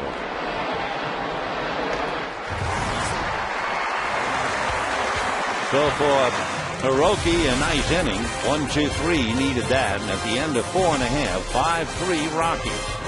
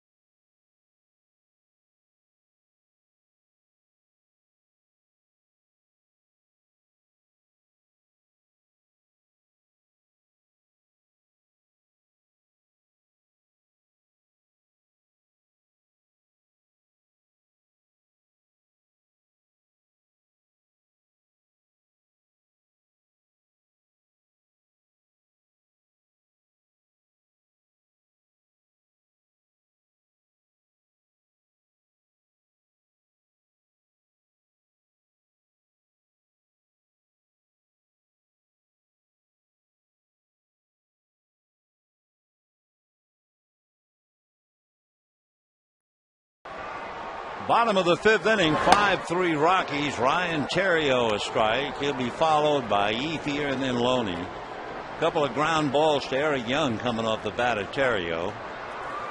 Terrio in a tough slump. He was 0 for 25 for the final game against the Giants. Went 1 for 4. So he came here 1 for 29. Now he is 1 for 31. 1-2. 5 runs, 6 hits for the Rockies. 3 runs, 5 hits for the Dodgers in the 5th inning. Did he get him? I believe he did. Yep. So Terrio hit by the pitch. And that makes Andre Ethier the potential tying run. For Terrio, spun around a little bit. That's the 4th time he's been hit by a pitch this year. For Osvaldo Jimenez, he has hit 7.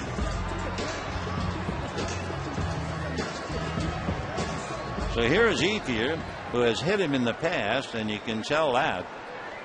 Jimenez has walked him twice tonight. 5-3 Rockies, bottom of the 5th. Fouled away. Ulysses Chassin and John Eli tomorrow at 1 o'clock. Jason Hamels and Clayton Kershaw on Sunday.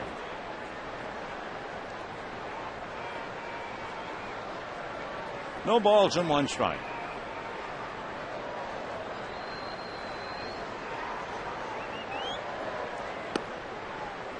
One and 1.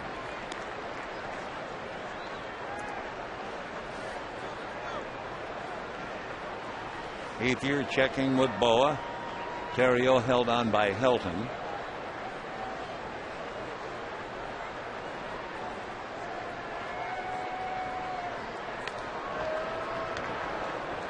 He does a good job of holding runners, except He didn't give Olivo a chance with Matt Kemp.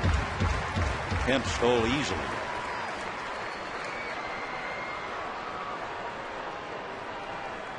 One and one.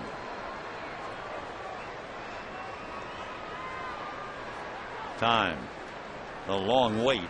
Terrio over there runs well. He has stolen 20 out of 29, but he has not been that successful with the Dodgers. He has stolen 4 and been caught 3 times. 1 and 1 to Andre Ethier. That almost got him. Fastball at the left knee. 2 and 1 to count.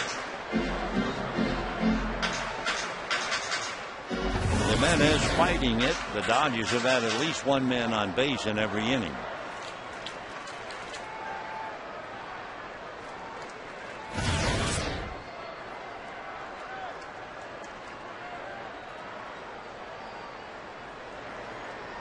Jimenez taking a lot of time in between pitches.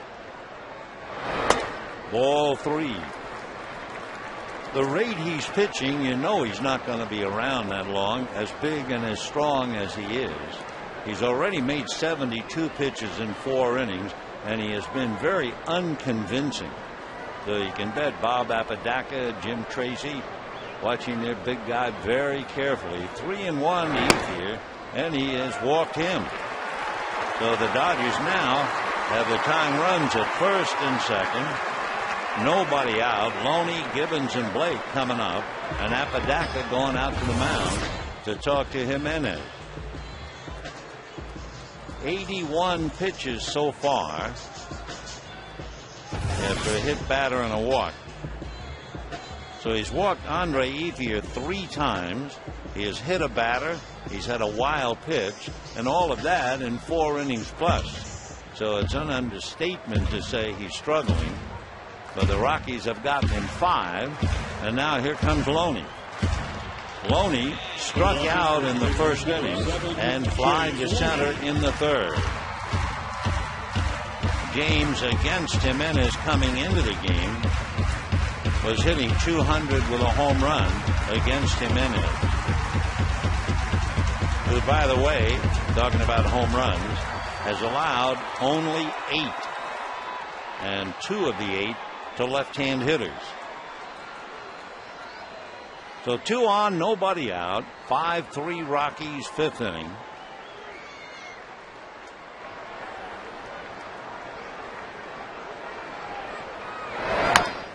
Little ground ball up along first, the pick and the tag, and the runners move up.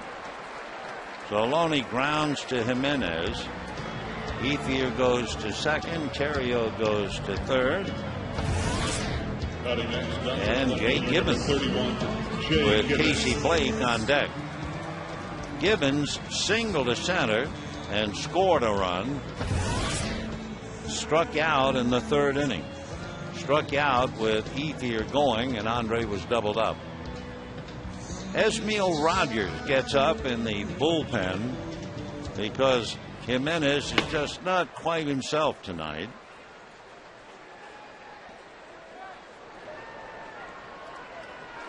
Ubaldo would like to be the pitcher of record. He needs 2 more outs in the inning to fulfill that definition and requirement. Fastball, ball 1.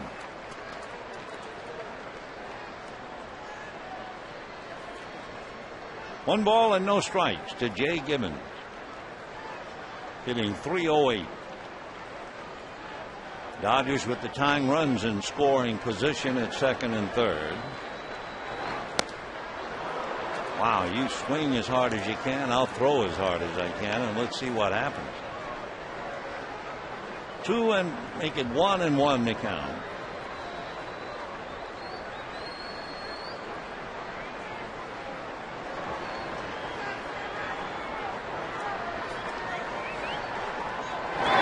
Breaking ball hit to the right side. That's good for a run. So scoring is Terrio. Taking third is Ethier. That makes it Rockies 5, Dodgers 4. Tying run 90 feet away, and Casey Blake coming up. Bounces third baseman number 23, Casey Blake. So an RBI for Gibbons. Casey Blake grounded to short, grounded to first, 0 for 2. Casey just 3 hits in 17 at bats against Jimenez. A lot of pressure on Olivo now. Remember, 15 wild pitches by Jimenez.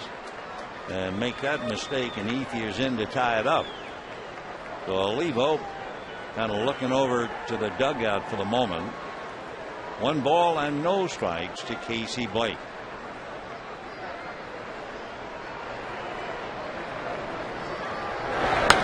And pop foul off to the right, out of play. 1 ball and 1 strike to Blake. Dodgers down 2-0, rally back to tie. Down 5-2, have rallied back to get it to 5-4.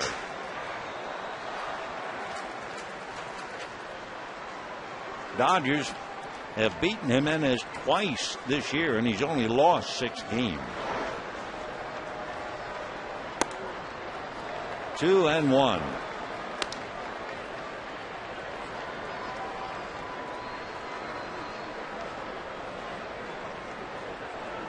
Jimenez pitch count mounting up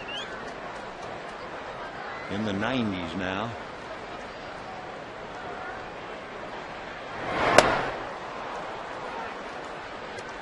Two and 2 to Casey Blake. On deck, Matt Kemp, who's 2 for 2. 5 runs, 6 hits for the Rockies. 4 runs, 5 hits for the Dodgers. 2 and 2. And Casey goes down on good fastballs. Dodgers get 1 and lead 1. And at the end of 5, trail 5-4.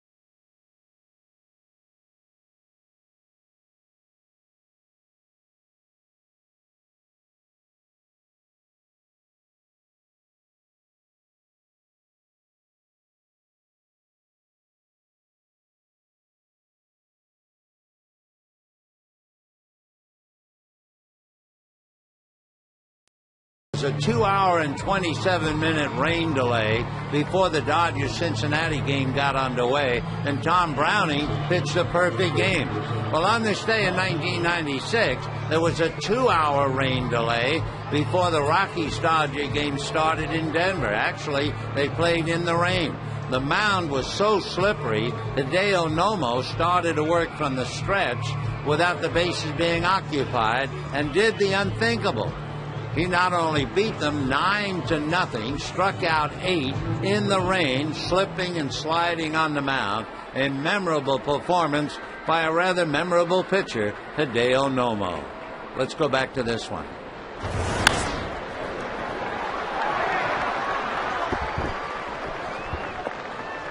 And the first pitch is greeted and smacked to left field. So Todd Helton is 2 for 3, and Melvin Mora coming up. So neither starting pitcher is convincing tonight. The Rockies 5 runs, 7 hits. Dodgers 4 runs, 5 hits. Here's Mora, struck out, singled. That was that stretch where the Rockies had 5 hits in the 4th inning, including 4 in a row. Ball 1.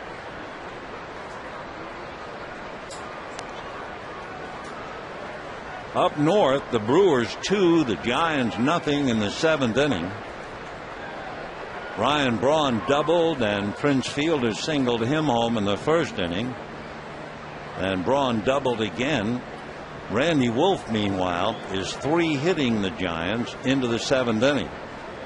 1 ball and no strikes. The bunt, good one. Kuroda makes the throw in time. They will credit Mora with a sacrifice, but of course you know he was trying to bunt for a base hit. Helton at second and Seth Smith coming up. Ronald Belisario begins to loosen up in the Dodger bullpen. Kuroda has made 80 pitches. Jimenez has made 90. And we're in the 6th inning. Smith 1 for 2, struck out, single to right to drive in a gun. And they will take the bat out of his hands, try their luck against Miguel Olivo. So in a moment, 1st and 2nd with 1 out. Helton might be a tough man to score on a base hit. Olivo has grounded out, single to center to drive in a run. Okay, 2 on with 1 out, and Olivo coming up. Olivo batting .272, 13 home runs, 57 runs batted in.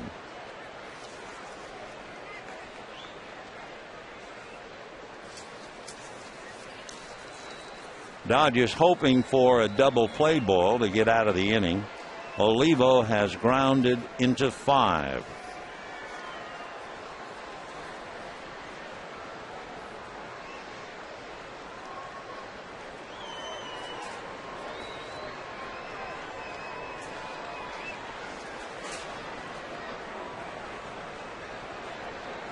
One thing the Rockies have not done this year, they have not grounded into a lot of double plays.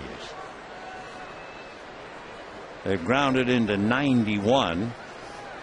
That would make them 15th. Almost the best. So for Jim Tracy, he has seen his ace wobble tonight. Jimenez given a lead 2-0, 5-2, and it's 5-4, and he's made 90 pitches. 0-1 to Miguel Olivo.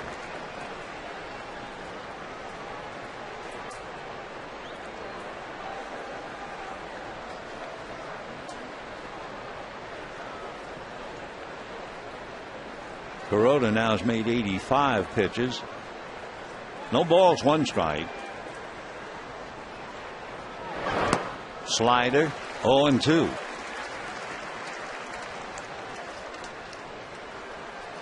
Looking at Kuroda versus Olivo. Olivo was 4 for 9 coming in. 1 for 2, though he's 5 for 11. So he has hurt Kuroda in the past. 0-2 to Miguel. Bounced the fastball in the dirt. Nice block by Ellis. We were talking about the fact that Jimenez has 15 wild pitches. Kuroda has a dozen. So each catcher has a lot of pressure trying to keep the ball around the plate. 1-2.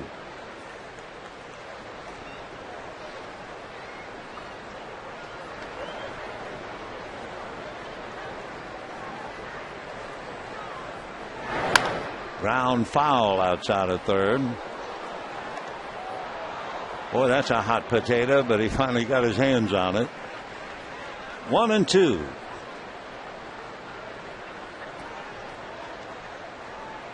Kuroda now has made 88 pitches. He's in the sixth. 1 out, 2 on. The pitcher Jimenez out on deck.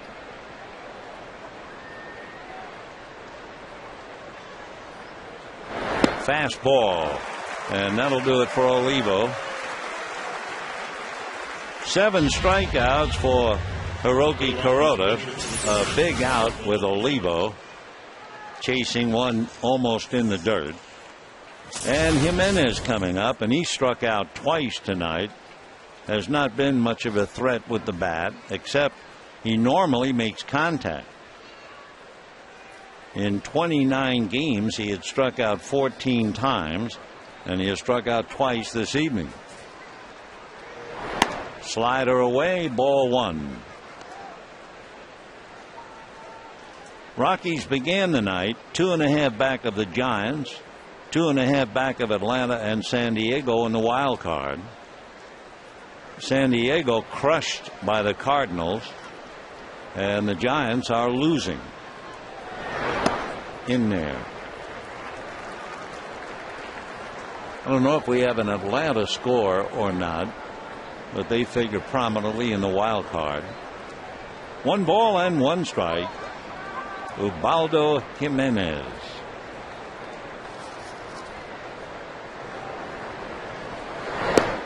Off the plate. Ball 2. 2-1. So Jimenez looking down to Rich Dower.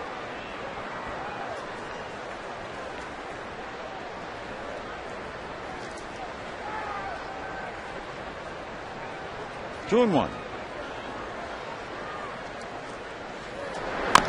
Little nubber back to the box. And Kuroda's out of the jam.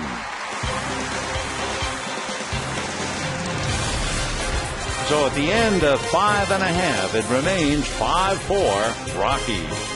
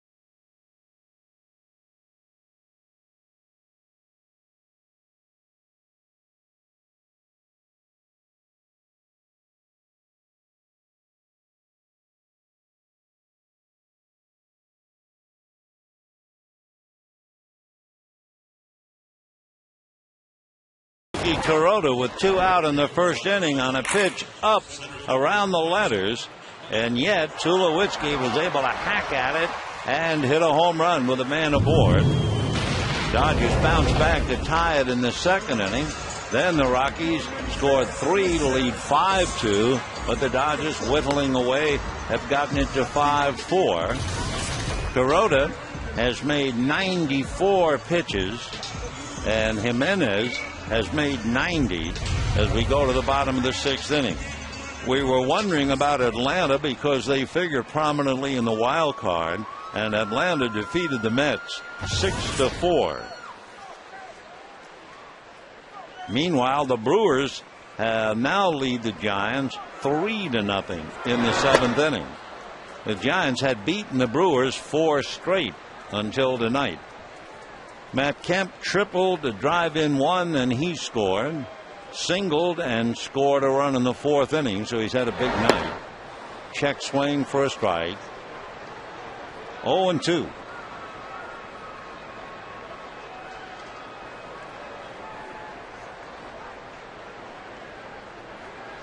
Matt Kemp hitting .251 and waves at it. Down he goes.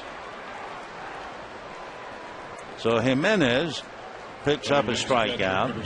He had 2 strikeouts in the first inning, got 1 more for 3, and then has 2 more now to get him up to 5. And with 1 out in the 6th inning, A.J. Ellis, the young catcher, has given him a bad time. Strike. Ellis singled home Kemp after Matt tripled in the 2nd inning, and Ellis doubled home Kemp in the 4th. And promptly bangs it in the gap for his 3rd hit, and that's going to go to the wall. It is finally picked up by Seth Smith, and it's a double for A.J. Ellis. And now Kuroda is being called away from the on-deck circle with a tying run at 2nd and 1 out. So A.J. Ellis has 2 doubles and a single against an 18-game winner, and Kuroda gives way to Russ Mitchell. Mitchell, you may remember, got his first major league hit, and there was a home run last night in the 5th inning against Jonathan Sanchez. The boy from Rome, Georgia, checking in. 6'1", 185, only 25 years old.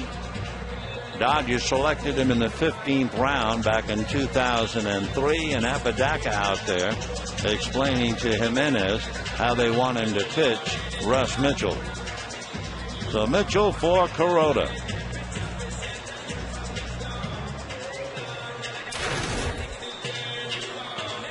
So for Jimenez, a very, very shaky start. No lead appears to be big enough for him tonight. Led 2-0, that vanished. Then he led 5-2, then 5-3, 5-4, and now with 1 out, the Dodgers have the tying run at 2nd base. So here's Mitchell trying to pick him up. Ball 1.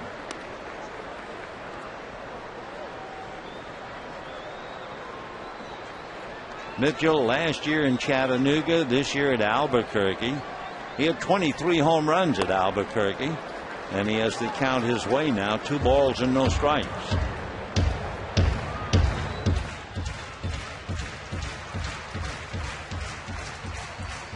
Kevin also hit .315 at Albuquerque. 2-0 the count. Fastball strike. Jimenez still throwing 95. He has now made 98 pitches. 2-1. 2-2. A little slider.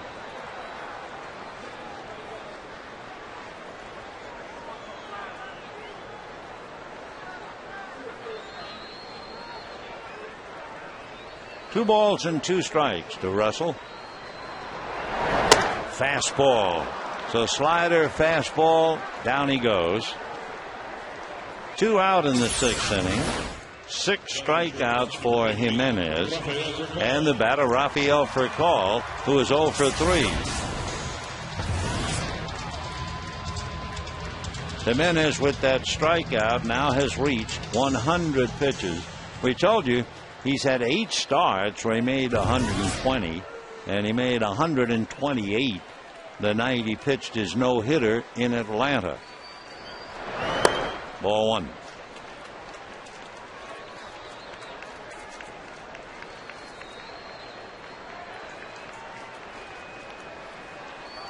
One ball and no strikes.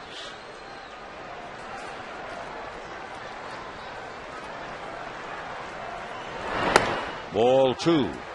Ryan Theriot on deck.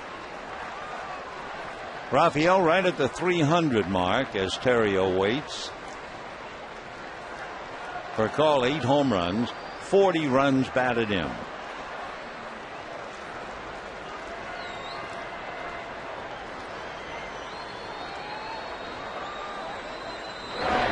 And line drive, base hit.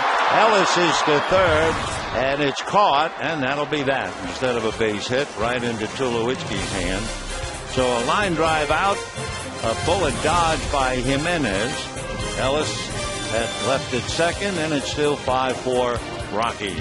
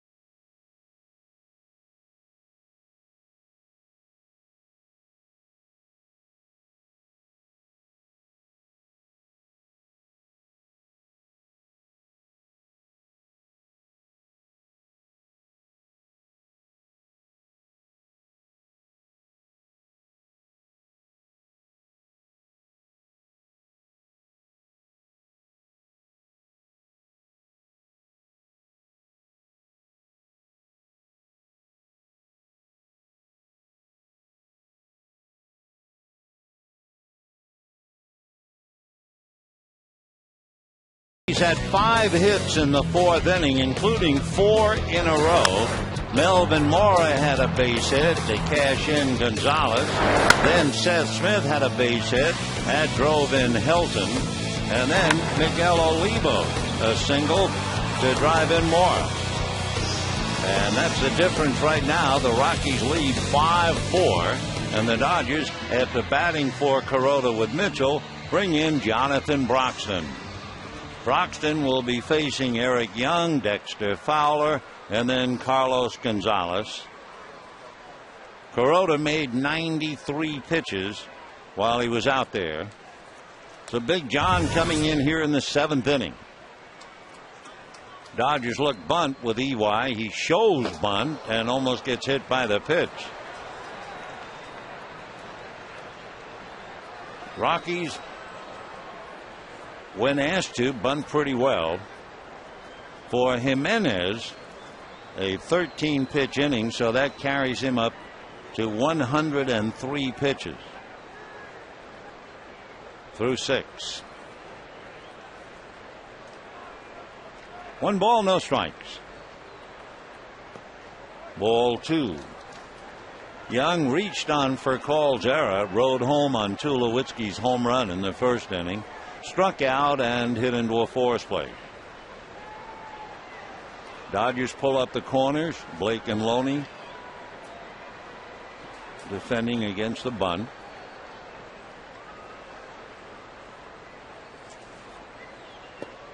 And ball 3. Big John is in his 60th game with a record of 5-5. 21 walks, 71 strikeouts. And a strike. 3-1 to Eric Young. Game 1 of the 3-game series. Ulysses Chassin and John Eli tomorrow at 1 o'clock. Jason Hamels, Clayton Kershaw Sunday at 1. Another strike. Young hitting .266.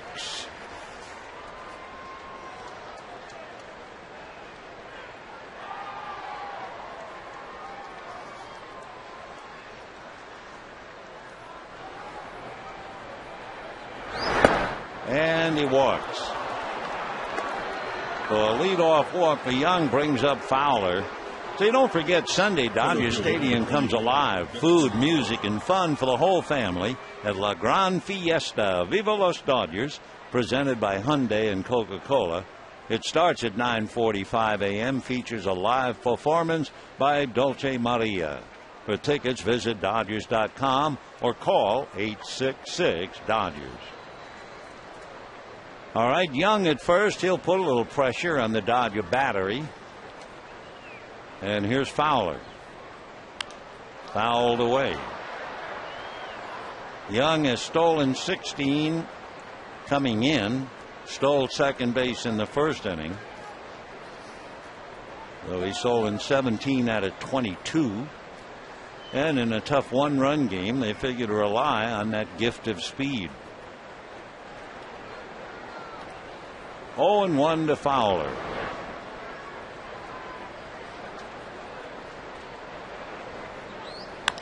High bouncer slowly. Terrio's only play is to first.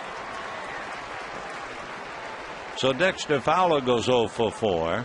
Young advances to second, and now Carlos Gonzalez coming up. Jonathan Broxton and Carlos Gonzalez. Gonzalez 2 for 3 against him in the past. And then you have Tulowitzki, who is just 1 for 16. So they're going by the numbers. They'll take the bat out of Gonzalez's hands and go after Tulowitzki, despite the fact he's been such a hot hitter. Broxton has been able to get him out. So in a moment, first and second and 1 out. Tulowitzki, a home run hitter, but he is also leading the Rockies in grounding into double plays. He's grounded into 15. So in a moment, Gonzalez will be out there with Young. We're in the 7th inning with 1 out, 5-4 Rockies. Rockies are well rested. They were off yesterday. Dodgers, meanwhile, bothered by the Giants and then the fog in San Francisco. So the best most of us did was get to bed about 2:30 this morning. And now the Dodgers out there battling the Rockies. Tulowitzki, the 2-run home run in the first inning, flied to center and popped up. They're in the 8th inning up north. Randy Wolf shutting down the Giants 3-0 as the Brewers trying to break a few hearts up there. But remember, San Diego lost. 2 on, 1 out. Here's Tulo. And almost a wild pitch. Good save by Ellis. In that area of wild pitches, considering both Kuroda and Jimenez are wild, Broxton has just 1 wild pitch.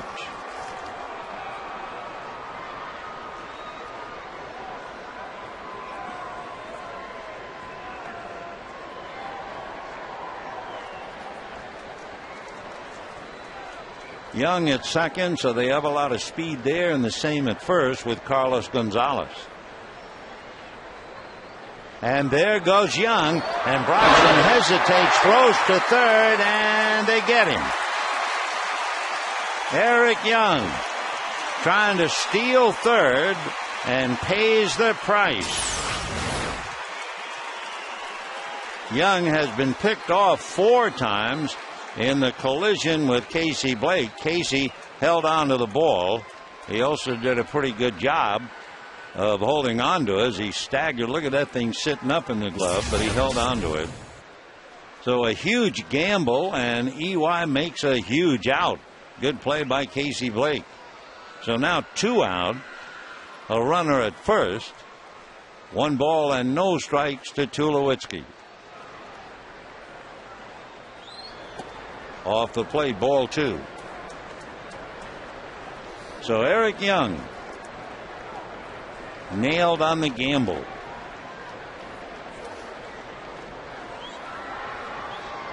Still 5-4 Rockies, but that was a big gamble. 2-0. And ball 3. So Broxton, as so often happens, walks a hitter intentionally and then can't find the strike zone, but got a break with Young. Waiting on deck, Todd Helton. They might let Tulo swing 3-0 the way he's been playing. And way off the plate. So Broxton has walked 3, but that gamble has frustrated the Rockies for sure. And now here is Todd Helton. First baseman, number 17, Todd Helton against Broxton is just 2 for 10 with a home run. Todd tonight is 2 for 3 with singles. So Broxton comes in, walks 3, but gets a big out on the attempted steal of third. Ball 1.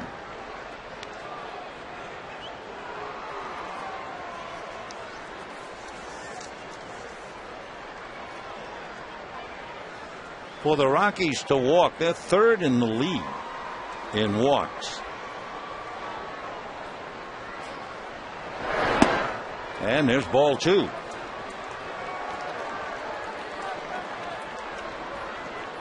So Young walked, Fowler grounded out. They walk Gonzalez intentionally. Tulowitzki walked, but Young was thrown out trying to steal third.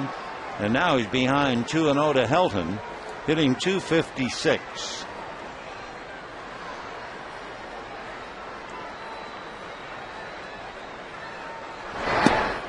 And a strike.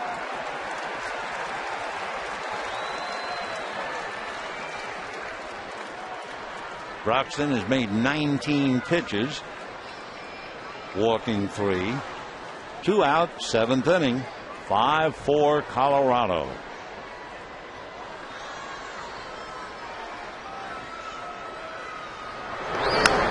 Two and two.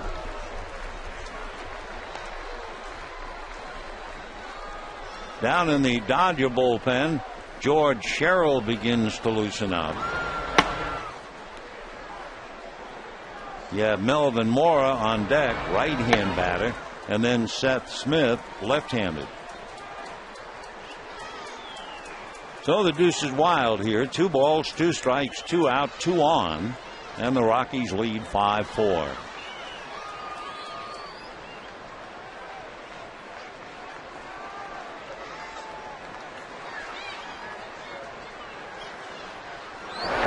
And whacked into right center field, base hit. Ethier over to cut it off. Scoring is Gonzalez. Moving to third is Tulowitzki, and it's 6-4 Rockies. So it would be worse for Jonathan Broxton, except Young's gamble.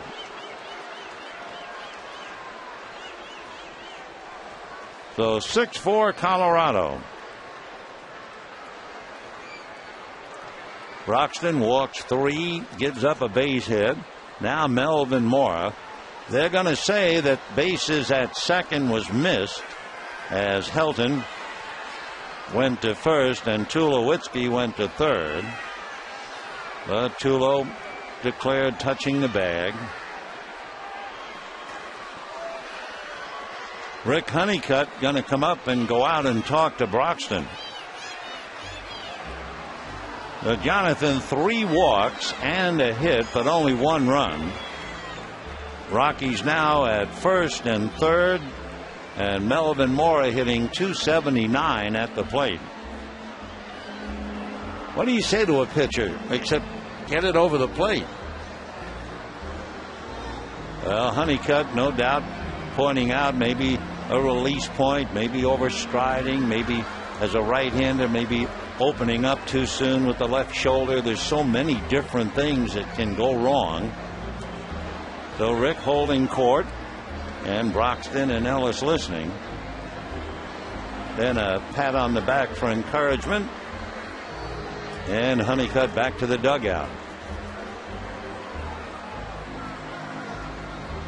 So far, Broxton has made 21 pitches, twice as many balls as strikes. Mora has struck out, singled, and sacrificed. 2 out, first and third, a run in, and the Rockies lead 6-4.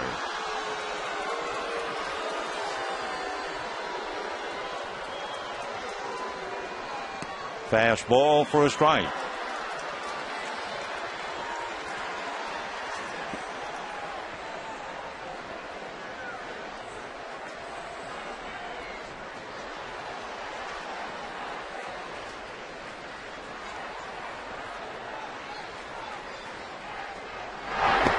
Nice save by Ellis. 1 ball and 1 strike. AJ's having a big night. He has 2 doubles and a single, and he's made several saves behind the plate.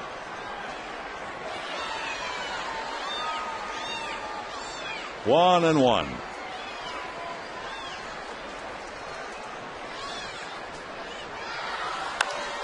That'll go down the line, slicing foul, well out of play.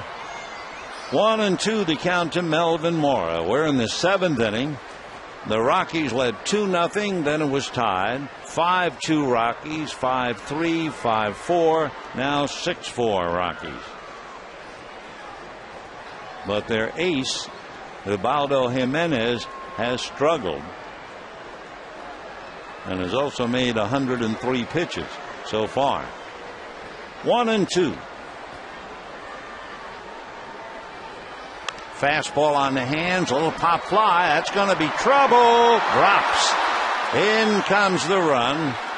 On the pop fly single to right, Helton goes to third. Tulowitzki brings the run in, and the Rockies now lead 7-4. The Melvin Mora pop fly single to right. Not much Terrio could do. He gave it his best shot. So for Mora, his second hit and his second run batted in. Tulowitzki scoring a second time. So Broxton is going to have to give way. They have Seth Smith, the left-hander, coming up. George Sherrill is down in the bullpen, and a very disappointed Jonathan Broxton ready to come out, and we'll be back.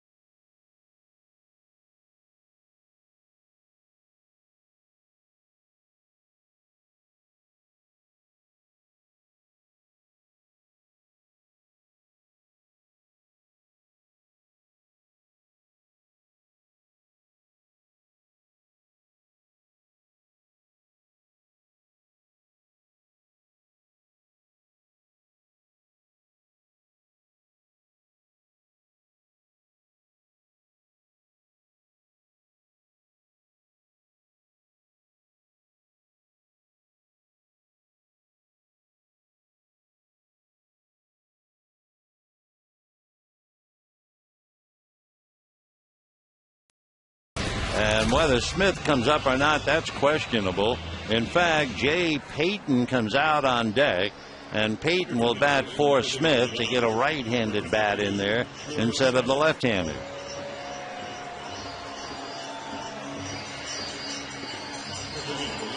So Payton coming up. He's had 9 at-bats, and he is 5 for 9 since rejoining the team. He has 1 run batted in. Payton, very much of a veteran.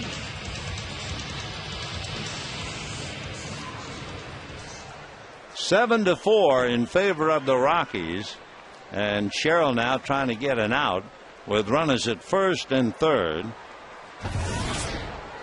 2 out. Fastball in there. The Rockies have received 3 walks. They have 2 hits, and they've scored twice. Would have been worse except for Young out trying to steal third. Kuroda, then Broxton, and now Sherrill.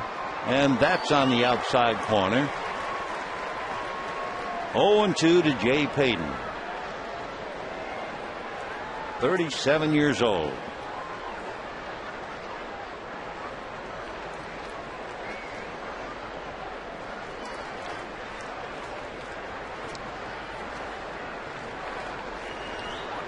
Off the plate. Jay Payton made his first start just a couple of days ago against San Diego, and he went 3 for 4. He was with the Rockies 8 years ago. And this is his 12th year, and he hits a fly ball to Matt Kemp. So Payton a fly ball, but the Dodgers get burned and give up 2 anyway. And at the end of 6 1/2, 7-4 Rockies, and now we'll have God Bless America and Take Me Out to the Ball Game.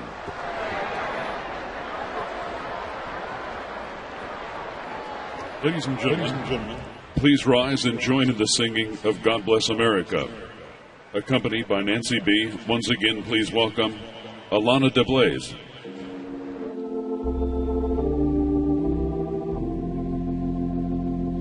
God bless America, land that I love.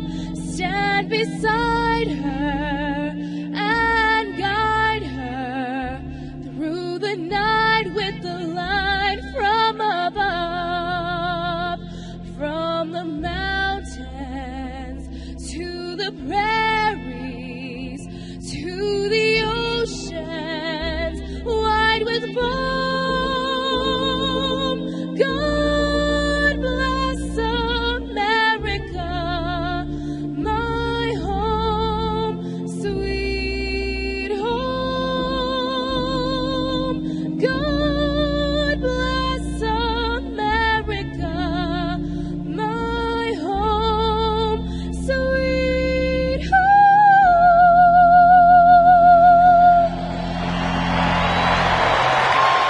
Alana DeBlaze.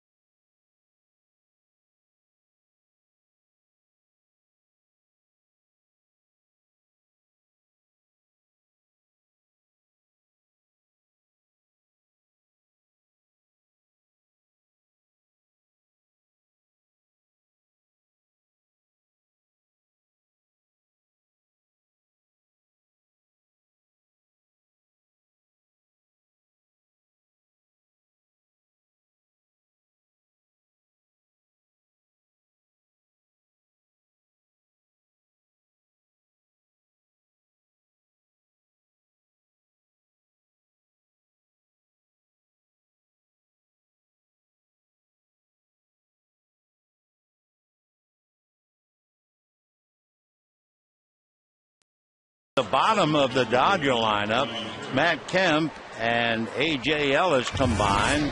Meanwhile, Ryan Theriot starts it off. 1 pitch, and just like that, 1 out in the bottom of the 7th inning. So they help out Jimenez a little bit First ball swinging. He's made 104 pitches, and he has one out here in the seventh. Jay Payton, who batted for Smith, stays in the game in left field. Clint Barmas is at second base, and Jim Tracy, I think, feels that Jimenez has worked enough. The Chief made 104 pitches, and Matt Reynolds will be called in from the Colorado bullpen as Jimenez walks out leading 7-4, and we'll be back.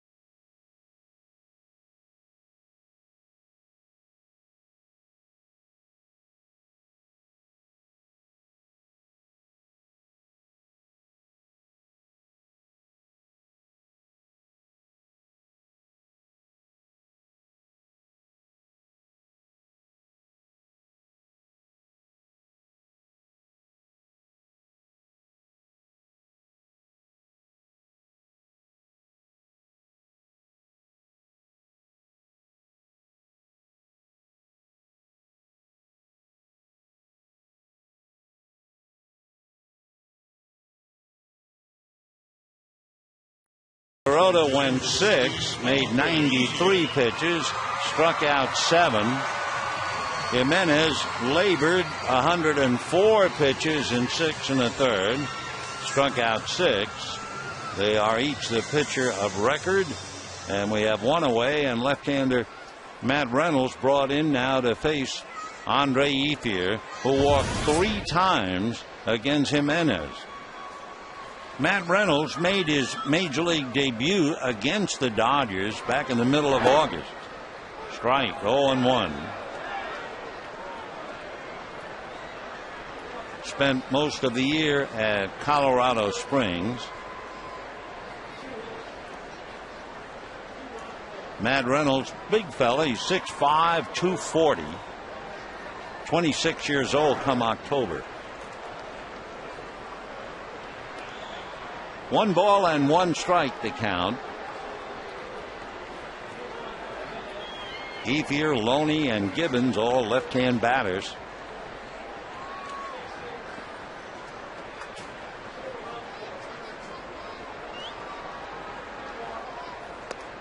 Little breaking ball on the outside corner for a strike. 1-2 to count. So Matt Reynolds out of Knoxville, Tennessee. That's Todd Helton's country. Fastball. He's been pitching for the last 3 years professionally.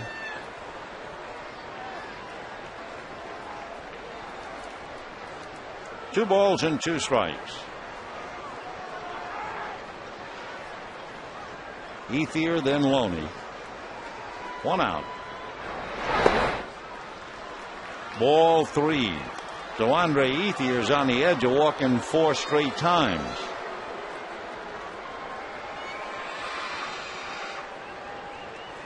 Those were the only walks given up by Jimenez. And sure enough, 4 walks for Andre Ethier. So 7-4 in favor of the Rockies. And James Loney, who has struck out, fly to center, hit back to the box.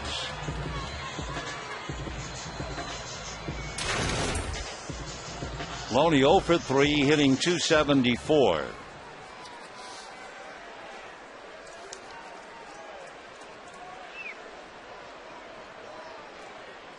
Loney 0 for 2 in the past against Reynolds.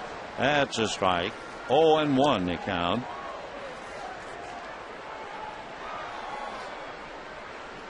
James 9 home runs, 81 runs batted in. Big curveball, good pitch. Loney quit on it, backed off, and the curveball in there. 0-2.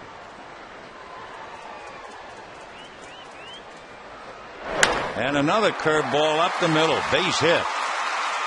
So one good curveball was followed by another, and Loney just stroked that thing to center. So the Dodgers have runners at first and second with one out, and the batter will be Jay Gibbons. So here you bring in a left-hander to replace your ace, if you're Jim Tracy, and he walks Andre Ethier, a left-hand batter, and then gives up an 0-2 single to a left-handed batter, and now he's got another left-hander. So for Reynolds, very tough part of the game, and he has put the threat run at the plate. Dodgers down by 3, and they have 2 on with 1 out. Gibbons has singled, struck out, and grounded out. Fastball, and he missed.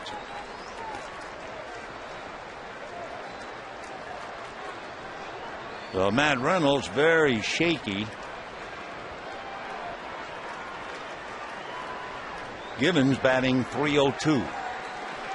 1 ball, no strikes. Fastball whacked to center, base hit. Going to third is Ethier, and they'll hold him on a throw cut off by Heldon. So Reynolds is not the answer, that's for sure. They bring him in because there are 3 straight left-handers, and he walks 1 and gives up back-to-back singles.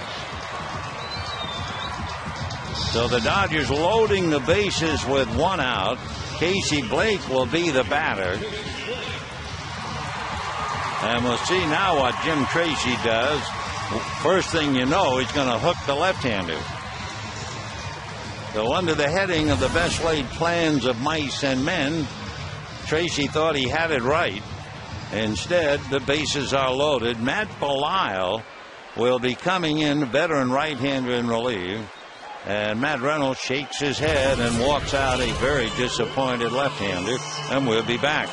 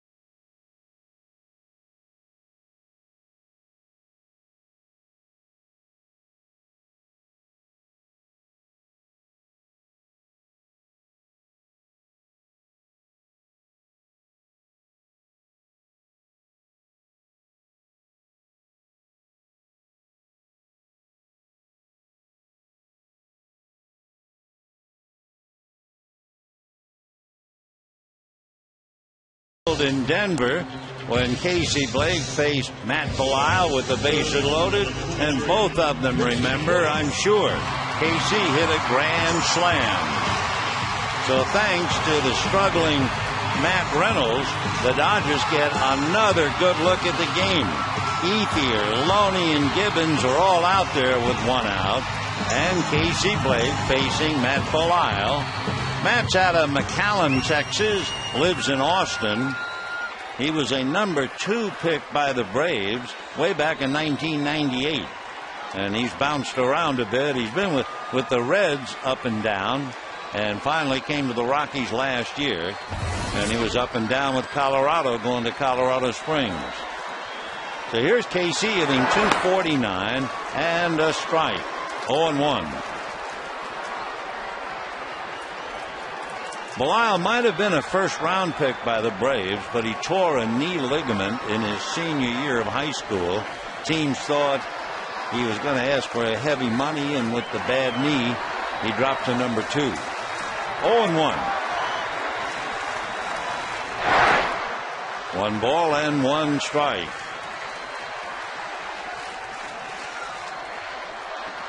Well, the boy from Texas, very much into scuba diving, got his certification. Right now he's trying to negotiate out of some deep and troubled waters. 1 out, bases loaded, 7-4 Rockies. 1-2. In looking at Belisle's numbers, he is 7-5 in his 70th game, 16 walks and 83 strikeouts.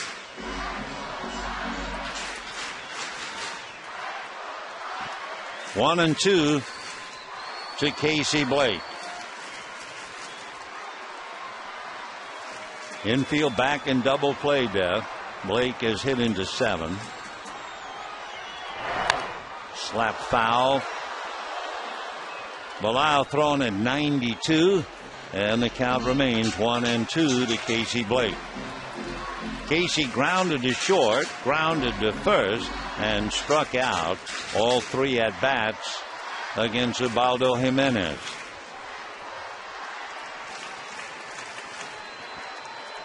One ball and 2 strikes, 1 out, bases loaded. And did he foul tip it? Nope. Down goes Casey. So it shows you about life in the big leagues. End of August, he had a grand slam against Belisle, and tonight Belisle strikes him out. And that will bring up Matt Kemp. Matt Kemp has a triple and a single. He has 4 grand slams in his career. Kemp against Belisle is 4 for 11. That's a .364 batting average, including a home run against Matt. So 1 Matt against the other. 2 down, 7-4 Rockies, bases loaded, bottom of the 7th. Ethier, Loney, and Gibbons all out there.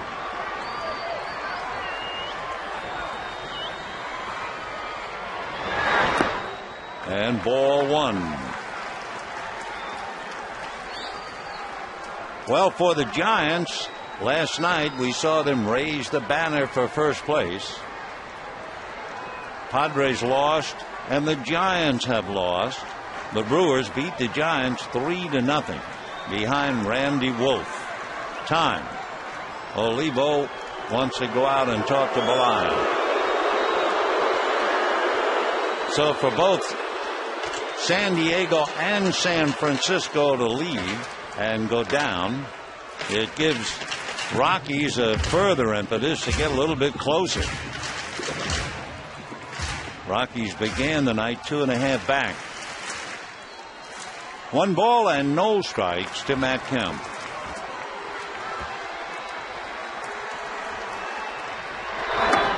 And ball 2. After Kemp comes A.J. Ellis, who's had 2 doubles and a single. 7-4 Rockies, 7th inning.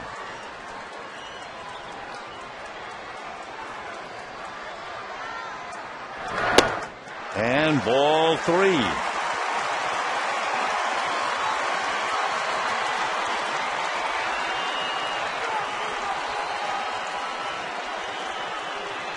A year ago, Matt Kemp hit a grand slam against Belisle. So 2 bad memories back to back, Casey Blake and now Matt Kemp. 3-0 to Matt. Strike. 3-1.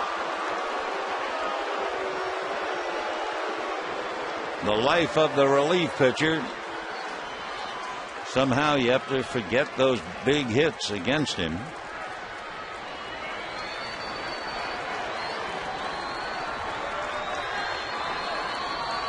Three and one.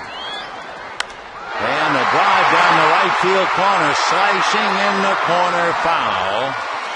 That would have scored 3. So 3 and 2 with the bases loaded, 2 out. 7th inning, 7-4 Rockies.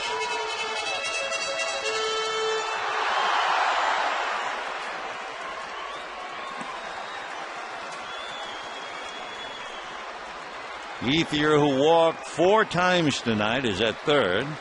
Loney, 1 for 4 with a single, is at second. Gibbons, 2 for 4, is at first. And here's Kemp, 3 and 2 with Ellis on deck.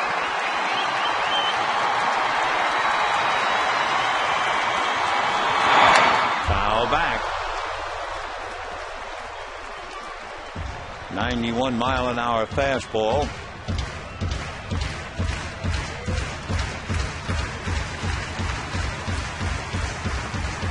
Matt Belisle becomes a workhorse. Almost 86 relief innings, most in the majors. Back on the hot spot yet again. 3 and 2, runners ready to go.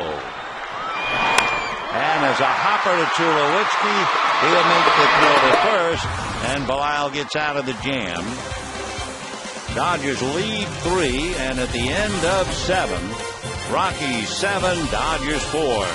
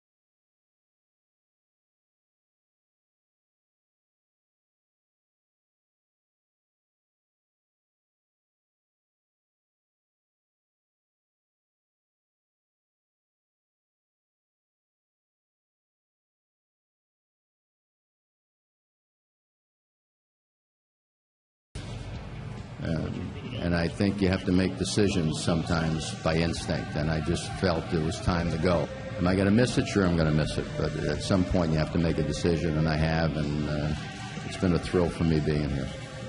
Donnie, it's all yours, pal. You've seen how the game's played. You've seen how it's played when you win. You've seen how it's played when you lose.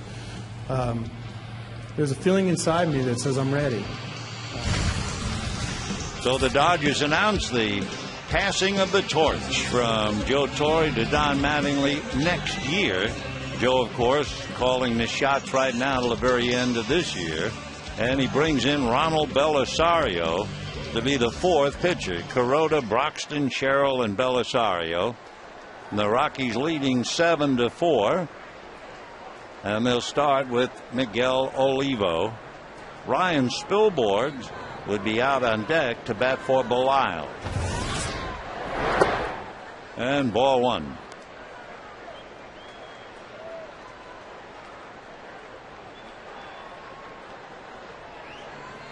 So Belisario facing Olivo. Miguel hitting .272.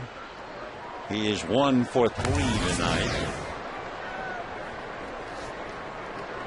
Facing Belisario in the past, Olivo just 0 for 1. He struck out. Pull foul. Boy, that thing was smoked.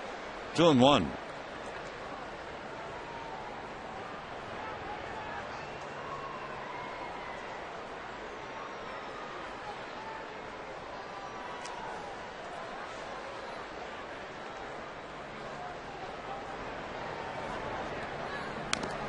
Foul at fastball away. That got a little bit of plate umpire Bill Welke, whose brother Tim Welke is the umpire at second base.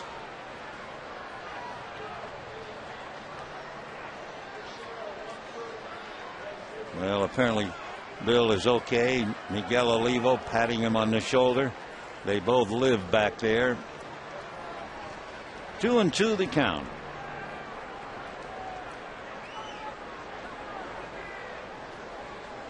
Bill Welke's been umpiring in the big leagues about 11 years. Tim out there at second base 26 years. They've been together since 2005. 2-2.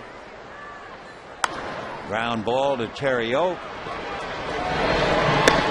One away.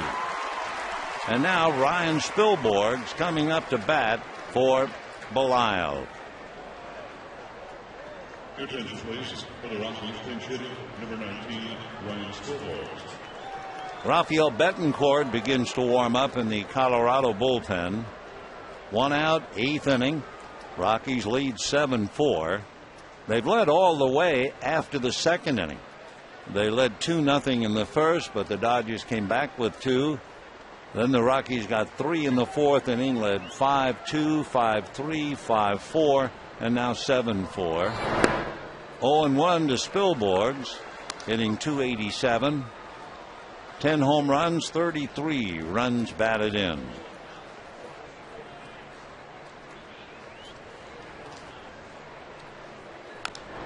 Fouled away. Ryan is from Santa Barbara. Went to the University of California, Santa Barbara.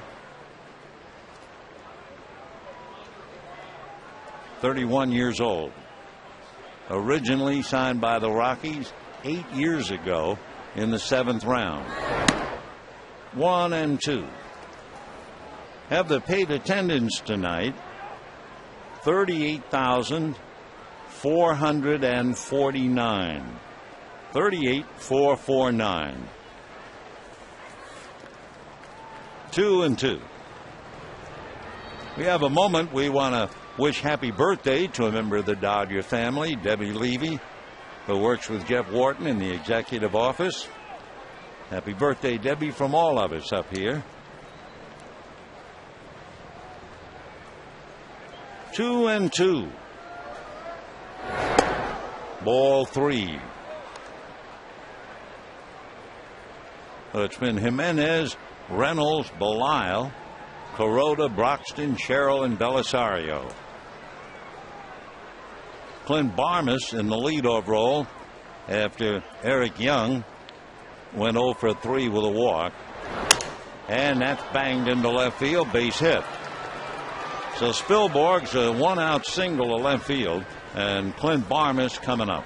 So be sure to visit the official online shop of the Dodgers at Dodgers.com. Get your team gear straight from the source. Shop the Dodgers.com shop. So here is Barmas. Eric Young reached on an Aristola base, scored on the home run by Tulowitzki. And then in the 7th inning, EY tried to steal third and was nailed. Tried to steal it on Broxton. However, 2 more walks and singles by Helton and Mora gave the Rockies the current 3-run lead.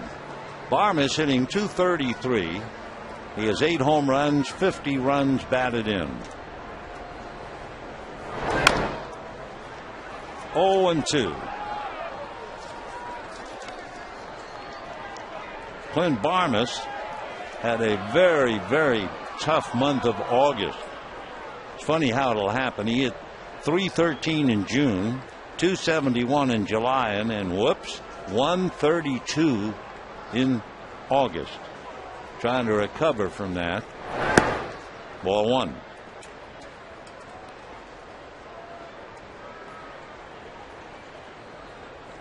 For Barmes, he's been a clutch hitter, although he's been struggling of late.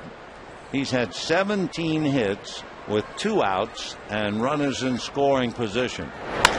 Ground ball hard to third, down to second, safe at first.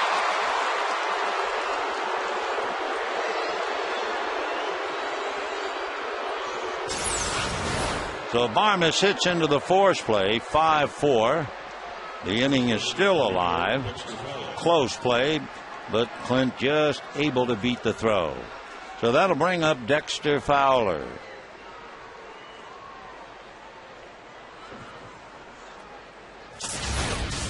Two down. Fowler 0 for 4.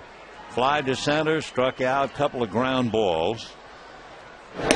Belisario going after Spilborghs. Spilborghs has stolen 2 out of 3. Fowler, the switch hitter, batting left-handed, and the left-handed Gonzalez on deck. The bunt foul. 0-1. Dodgers are due to have Ellis, Belisario, and Furcal in the bottom of the 8th inning.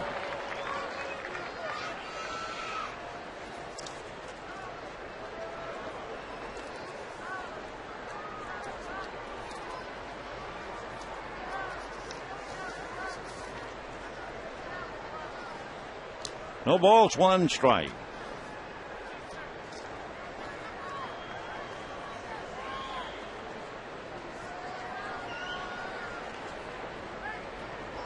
Fowler 6'4", maybe 175, out of Georgia.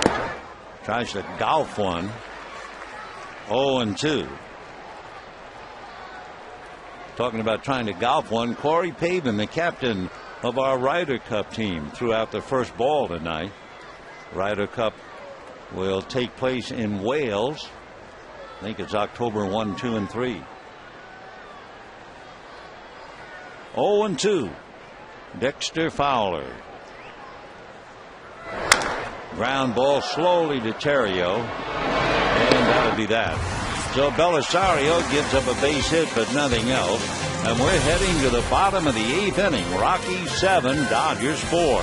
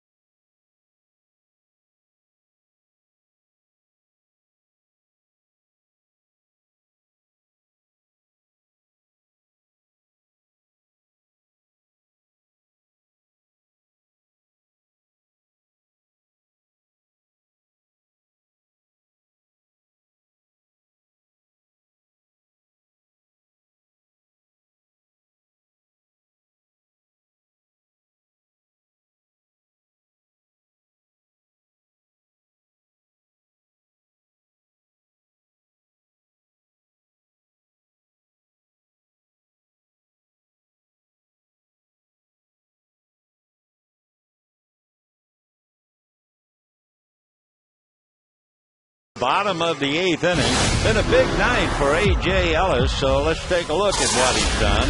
He came up in the 2nd inning and hit a shot up the middle for a base hit to cash in Matt Kemp. Then in the 4th inning, he doubled down the right field line to score Kemp. And then for good measure in the 6th inning, he doubled to the gap in left center field. So Ellis, 3-for-3, will be leading it off. And he'll go up against Rafael Betancourt. 7 runs, 10 hits for the Rockies. 4 runs, 8 hits for the Dodgers. Ryan Spilborghs is now in left field as Betancourt prepares to pitch. And Reed Johnson comes out on deck to bat for Belisario. So Rafael Betancourt, he's from Venezuela, from Cumana, originally signed by the Red Sox as an infielder. One reason he played the infield, he idolized Omar Vizquel. 6'2", 200-pounder, 35 years old. Signed by the Red Sox, didn't make it, pitched in Japan, and then came up and spent a long time with the Indians. Came to the Rockies last year. Facing Ellis.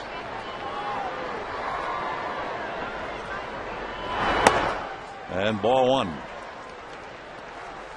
Ellis hitting .241. He has 13 runs batted in. Trying to get something started here in the 8th inning.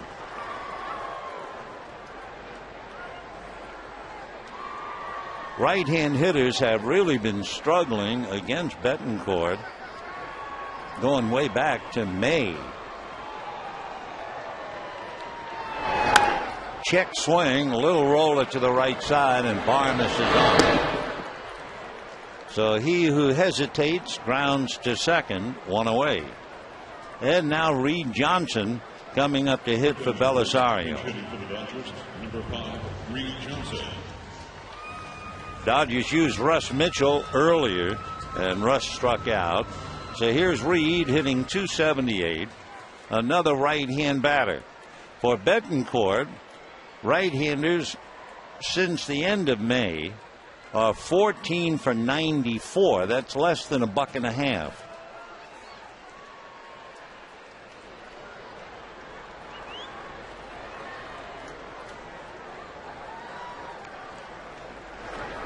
Fastball, ball 1.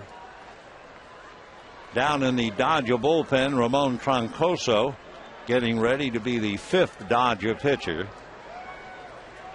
7-4 Rockies, bottom of the 8th, 1 away.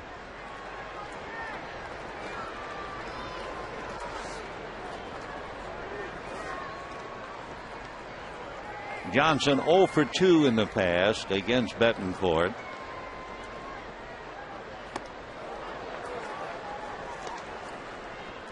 Two balls and no strikes.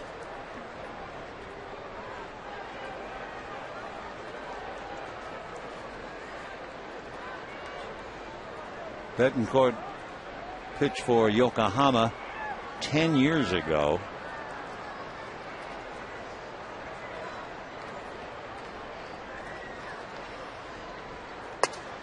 That's a strike. 2-1 to count. It was the Boston Red Sox who moved Betancourt from being an infielder to the mound. He had good hands, good arm, but a bad bat as a shortstop. Hitting about .216, and they decided, nope, your strength is as a pitcher, and it's been a good one. Popped up, I mean big league pop fly. It is Olivo lunging to make the catch in fair ground. Nice play by Miguel. Helton right there to watch. So 2 down here in the 8th inning, and Rafael Furcal coming up. Furcal 0 for 4. Struck out, grounded out twice, lined out. Committed an error in the first inning. And with 2 out, that allowed Tulowitzki to come up, and he made the most of it and hit a home run. Furcal now just under the 300 at 299. 8 home runs, 40 runs batted in.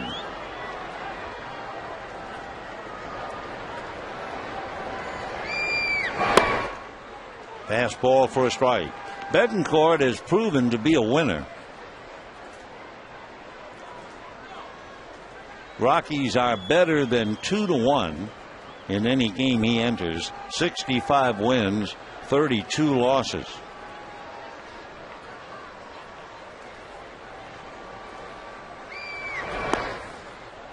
Betancourt, a strikeout pitcher. He has walked 8 and he has struck out 82. How about that? A 10-to-1 ratio. 1 ball and 1 strike. Rockies trying to take advantage of the fact the Giants lost and the Padres lost. If the Rockies can hold on to any part of the lead, they will be 1.5 games back. Ulysses Chassin tomorrow against John Eli at 1 o'clock. Jason Hamels against Clayton Kershaw at 1 o'clock on Sunday. Kershaw coming at that magnificent effort against Barry Zito in San Francisco. 1-2 to Raphael. One Raphael against the other in the dirt. 2-2 the count.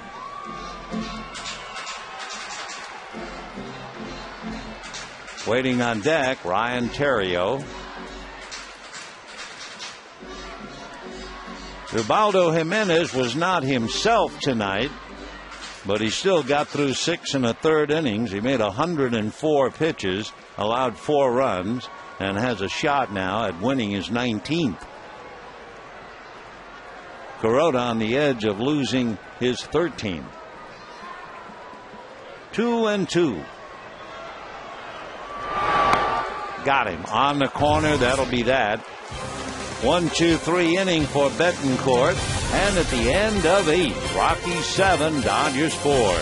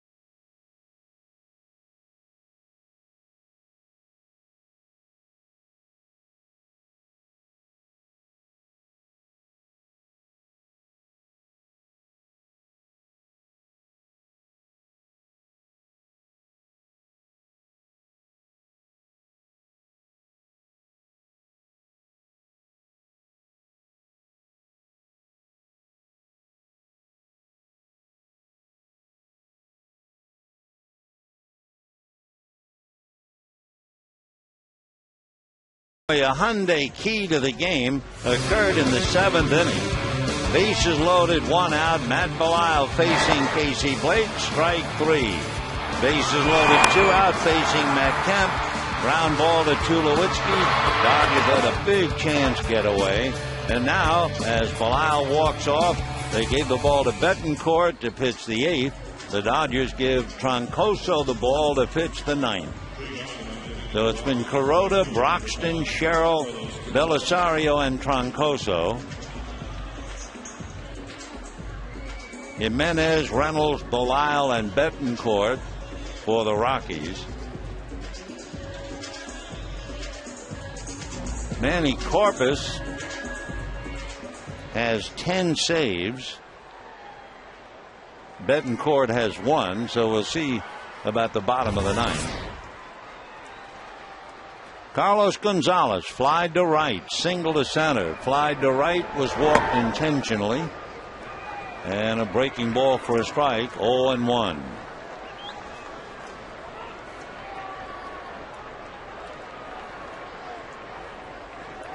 Gonzalez 1 for 1 against Troncoso. 1 ball, 1 strike. Rockies came in here 14 games above 500, trying to win their 81st game. They've had a lot of problems here at Dodger Stadium.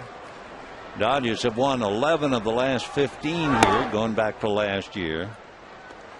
3 of the last 4 Dodger victories at Dodger Stadium have been shutouts.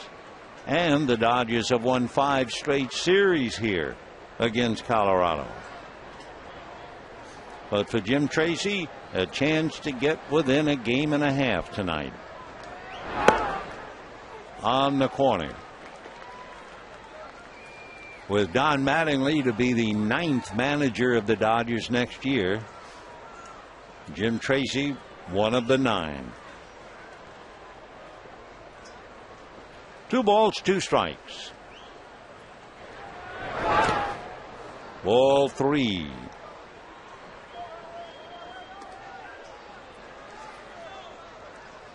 Seven runs, 10 hits for the Rockies.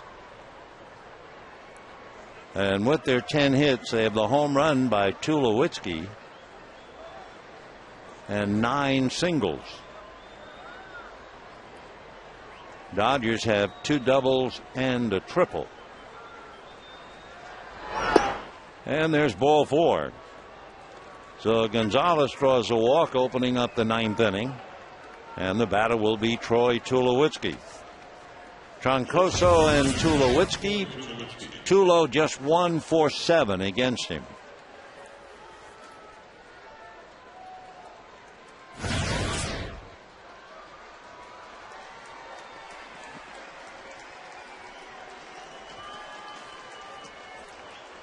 Carlos Gonzalez at first base has stolen 23 out of 31. So Troncoso has to keep an eye on Cargo and at the same time get out a red hot hitting Troy Tulowitzki. Tulowitzki hit his 12th home run in 15 games in the first inning.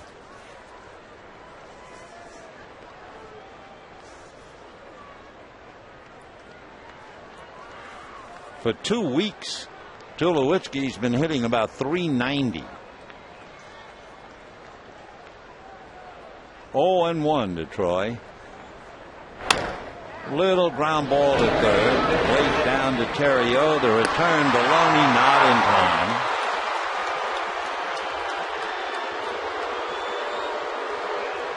So a force play 5-4. And with 1 out, that'll bring up Todd Helton. Take another look. First baseman, Todd Helton. So Troy just beats it. Helton has a 3-hit game tonight. Todd fouled out. Single to right, single to left, single to center. You talk about using the whole ballpark. That's Helton. Ball 1.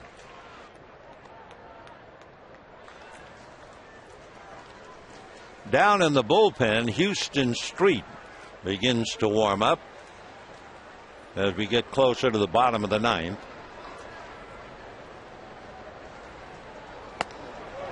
One and one the count to Todd. When the Dodgers come up in the 9th inning, they'll have Ryan Terrio, Andre Ethier, and James Loney. Ethier has walked 4 times tonight.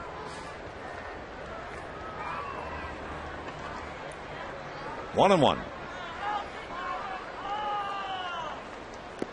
And ball 2.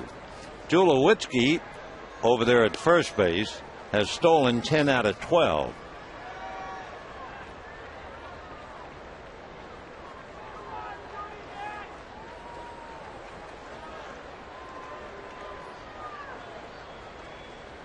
Two and one to Todd Helton. Ulysses Chassin and John Eli tomorrow at 1. And a hot one into right field. Helton's 4th hit. Tulowitzki stops at second.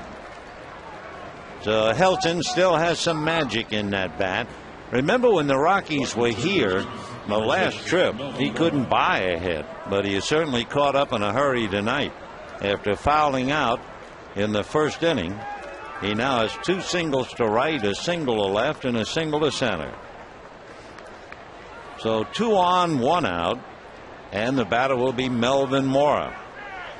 Jason Giambi is out on deck.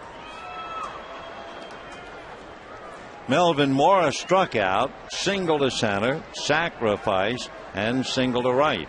So he has 2 RBIs. 7-11 for Colorado. 7 runs, 11 hits. Home run and 10 singles. Strike.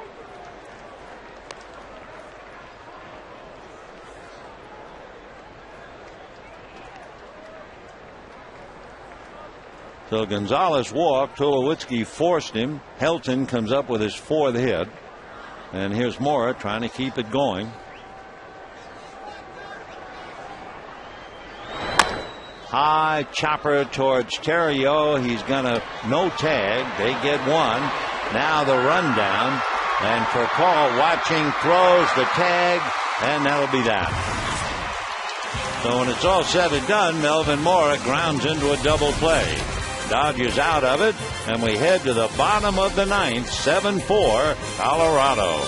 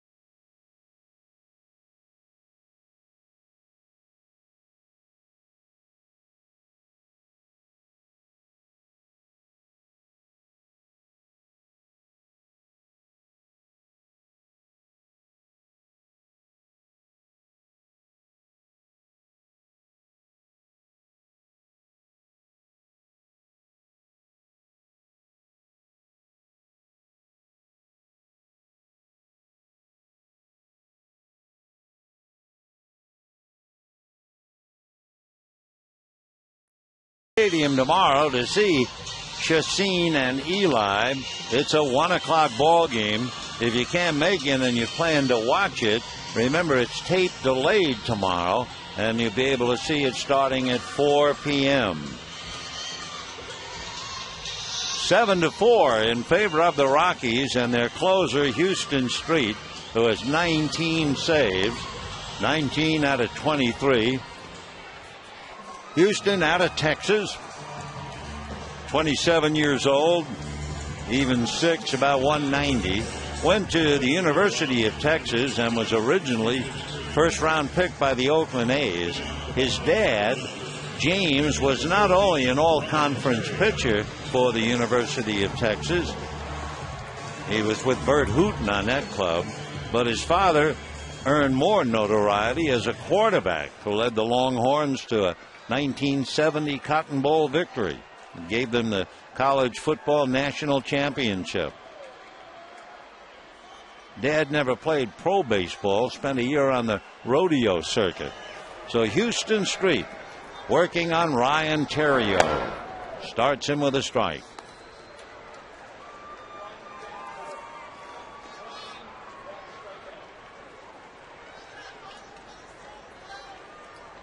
Theriot 1 for 2 in the past against Street. And in a hole now, 0-2. So Jimenez, then Reynolds, then Belisle, Betancourt, and now Street. 7 runs, 11 hits, and 1 error, with Ubaldo well bundled up in the dugout, close to his 19th win. 0-2. Little foul.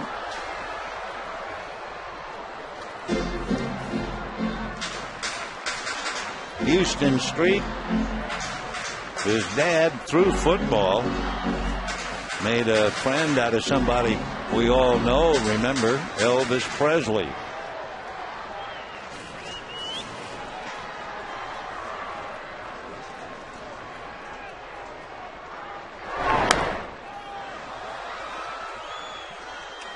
Still 0-2 the count to Ryan Theriot. Back in 2002, Houston Street was named the College World Series MVP. He had 4 saves in 4 games.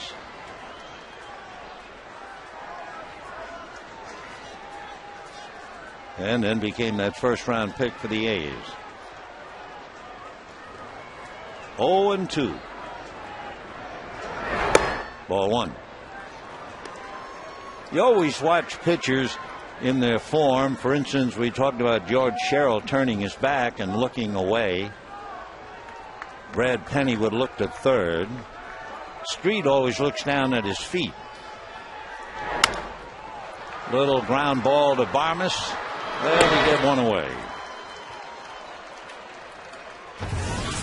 So Houston Street 2 outs away from getting the Rockies to within a game and a half, as both the Padres and the Giants lost tonight. Padres still have 2 more tough games with the Cardinals. The Giants have 2 more with the Brewers, and the Rockies are here. The Rockies do not have any more games to be played with San Diego, but counting these 2 left over tomorrow and Sunday, the Dodgers have 5 more with Colorado. 0-1. Andre Ethier walked 4 times tonight in the 1st, 3rd, 5th, and 7th innings.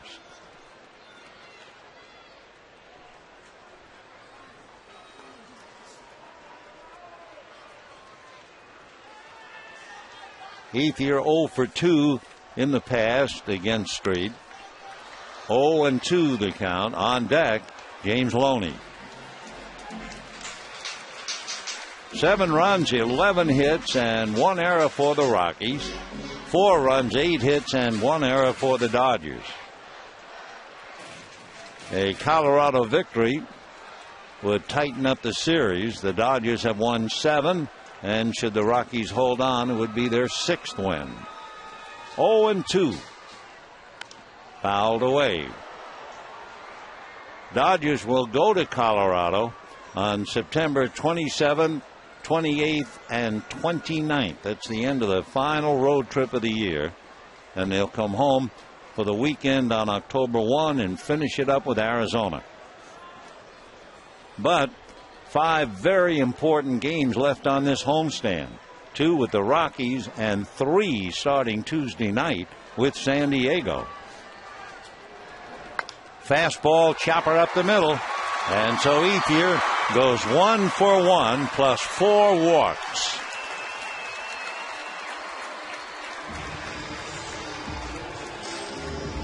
Dodgers have been retired in order only in the 8th inning.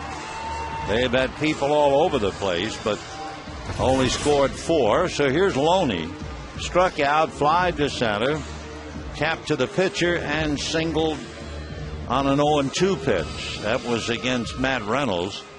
The left-hander brought in to get left-handers and couldn't do it.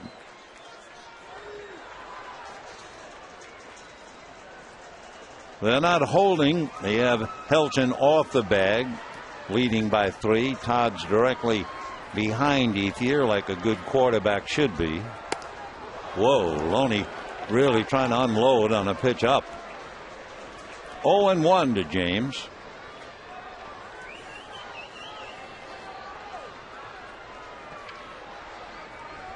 Jay Gibbons on deck.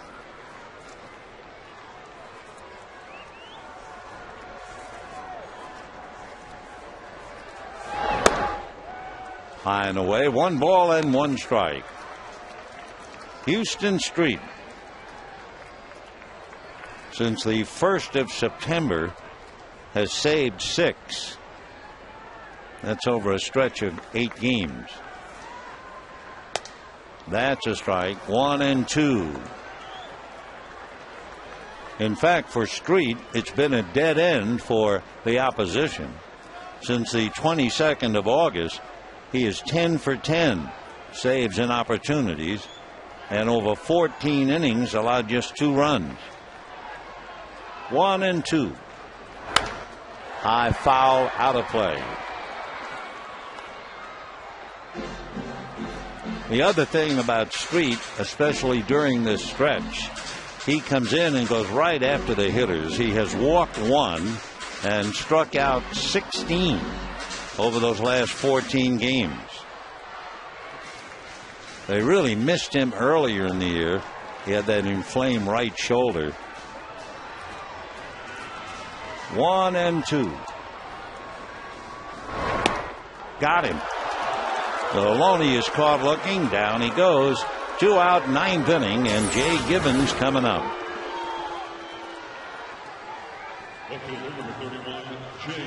Jay Gibbons singled to center and scored a run. Struck out, grounded out, single to center again. So Gibbons has 2 hits. Trying to keep it going here in the 9th inning. 2 out. Andre Ethier at first. Boy, the right side of the infield now almost on the rim. So Helton and Barmes very deep. 2 down, and here's Gibbons. And just off the plate, ball 1.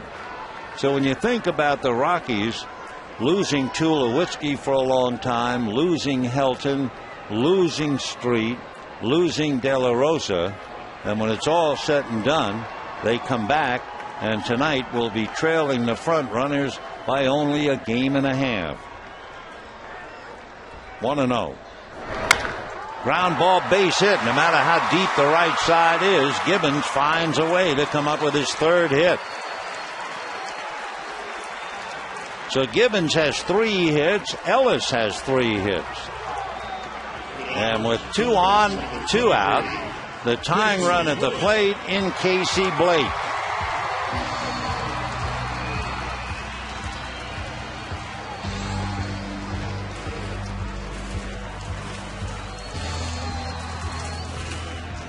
So Houston Street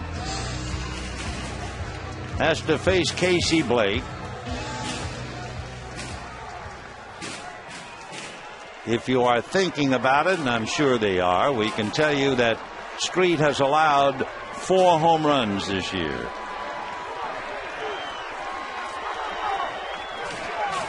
Two on, 2 out. And ball 1.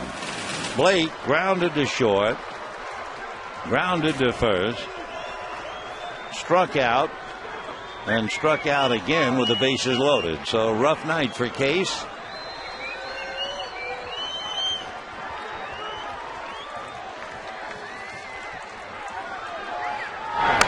Foul back. 1-1. Casey Blake has had 6 previous at-bats against Houston Street, and he is 0 for 6 with 2 strikeouts.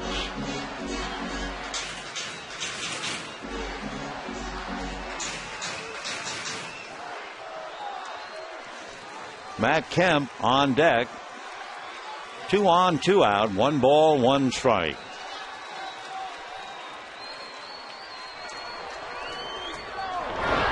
And that's going to be hit into center. Base hit. Here comes Ethier to score. Stopping at second is Gibbons, and the Dodgers are still alive. It's Rockies 7, Dodgers 5.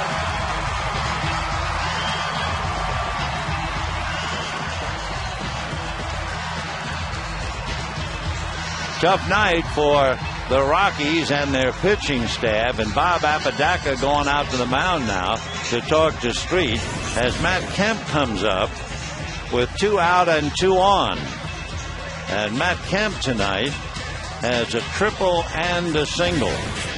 As far as Houston Street and Kemp concerned, Kemp 1 for 4 in the past, and it was a home run.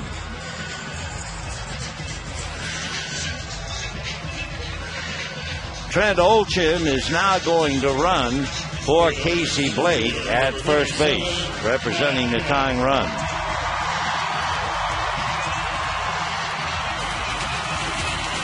So Casey comes out having knocked in a run here in the ninth. 7-5 Rockies. 2 out, 2 on. And here's Matt Kemp. So Olchin at first, Gibbons at second. Kemp a triple, a single. He's had a stolen base. He's scored twice and knocked in a couple. Fastball, ball 1.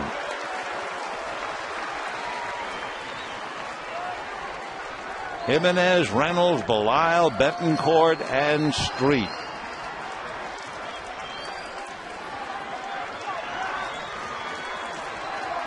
The 19th victory, so near and yet so far.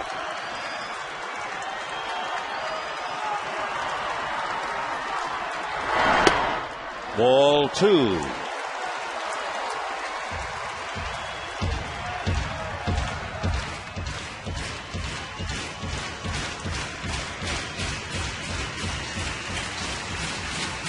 So for Matt Kemp and the Dodgers, no pressure at all. It's all on Colorado.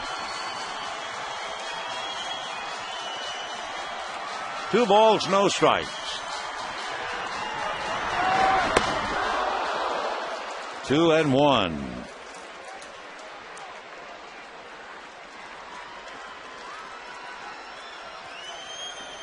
Matt tripled into the right field corner. Single to left.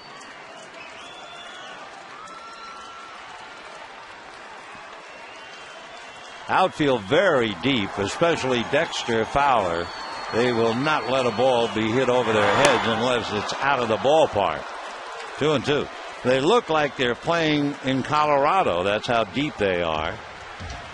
They're all within, I would say, 10 to 15 feet of the warning track. In Colorado, they have to play deep. It's such a big outfield, but they pay the penalty on little fly balls that drop in. All right, deuce is wild. 2 balls, 2 strikes, 2 out, 2 on. Rockies lead by 2. Hit foul off to the right. 38,449 hanging in for the last out. Tomorrow at 1, Elise Chassin and John Eli. For Houston Street, it has been a very busy street. He's ready to make his 26th pitch of the inning.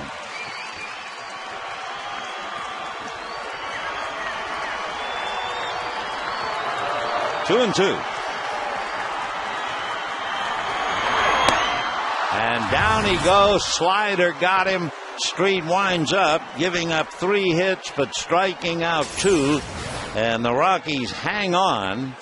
7 runs, 11 hits, and 1 error for the Rockies. 5 runs, 11 hits, and 1 error for the Dodgers. The winner, Ubaldo Jimenez, he's now 19-6. The loser, Hiroki Kuroda, 10-13. Jimenez is now 6-5 lifetime against the Dodgers and picks up his first win. He's 1-2 against them this year. And Kuroda is 0-4 lifetime and 0-2 this year. Stay tuned for Dodgers Live. It's coming up next. Good night, everybody.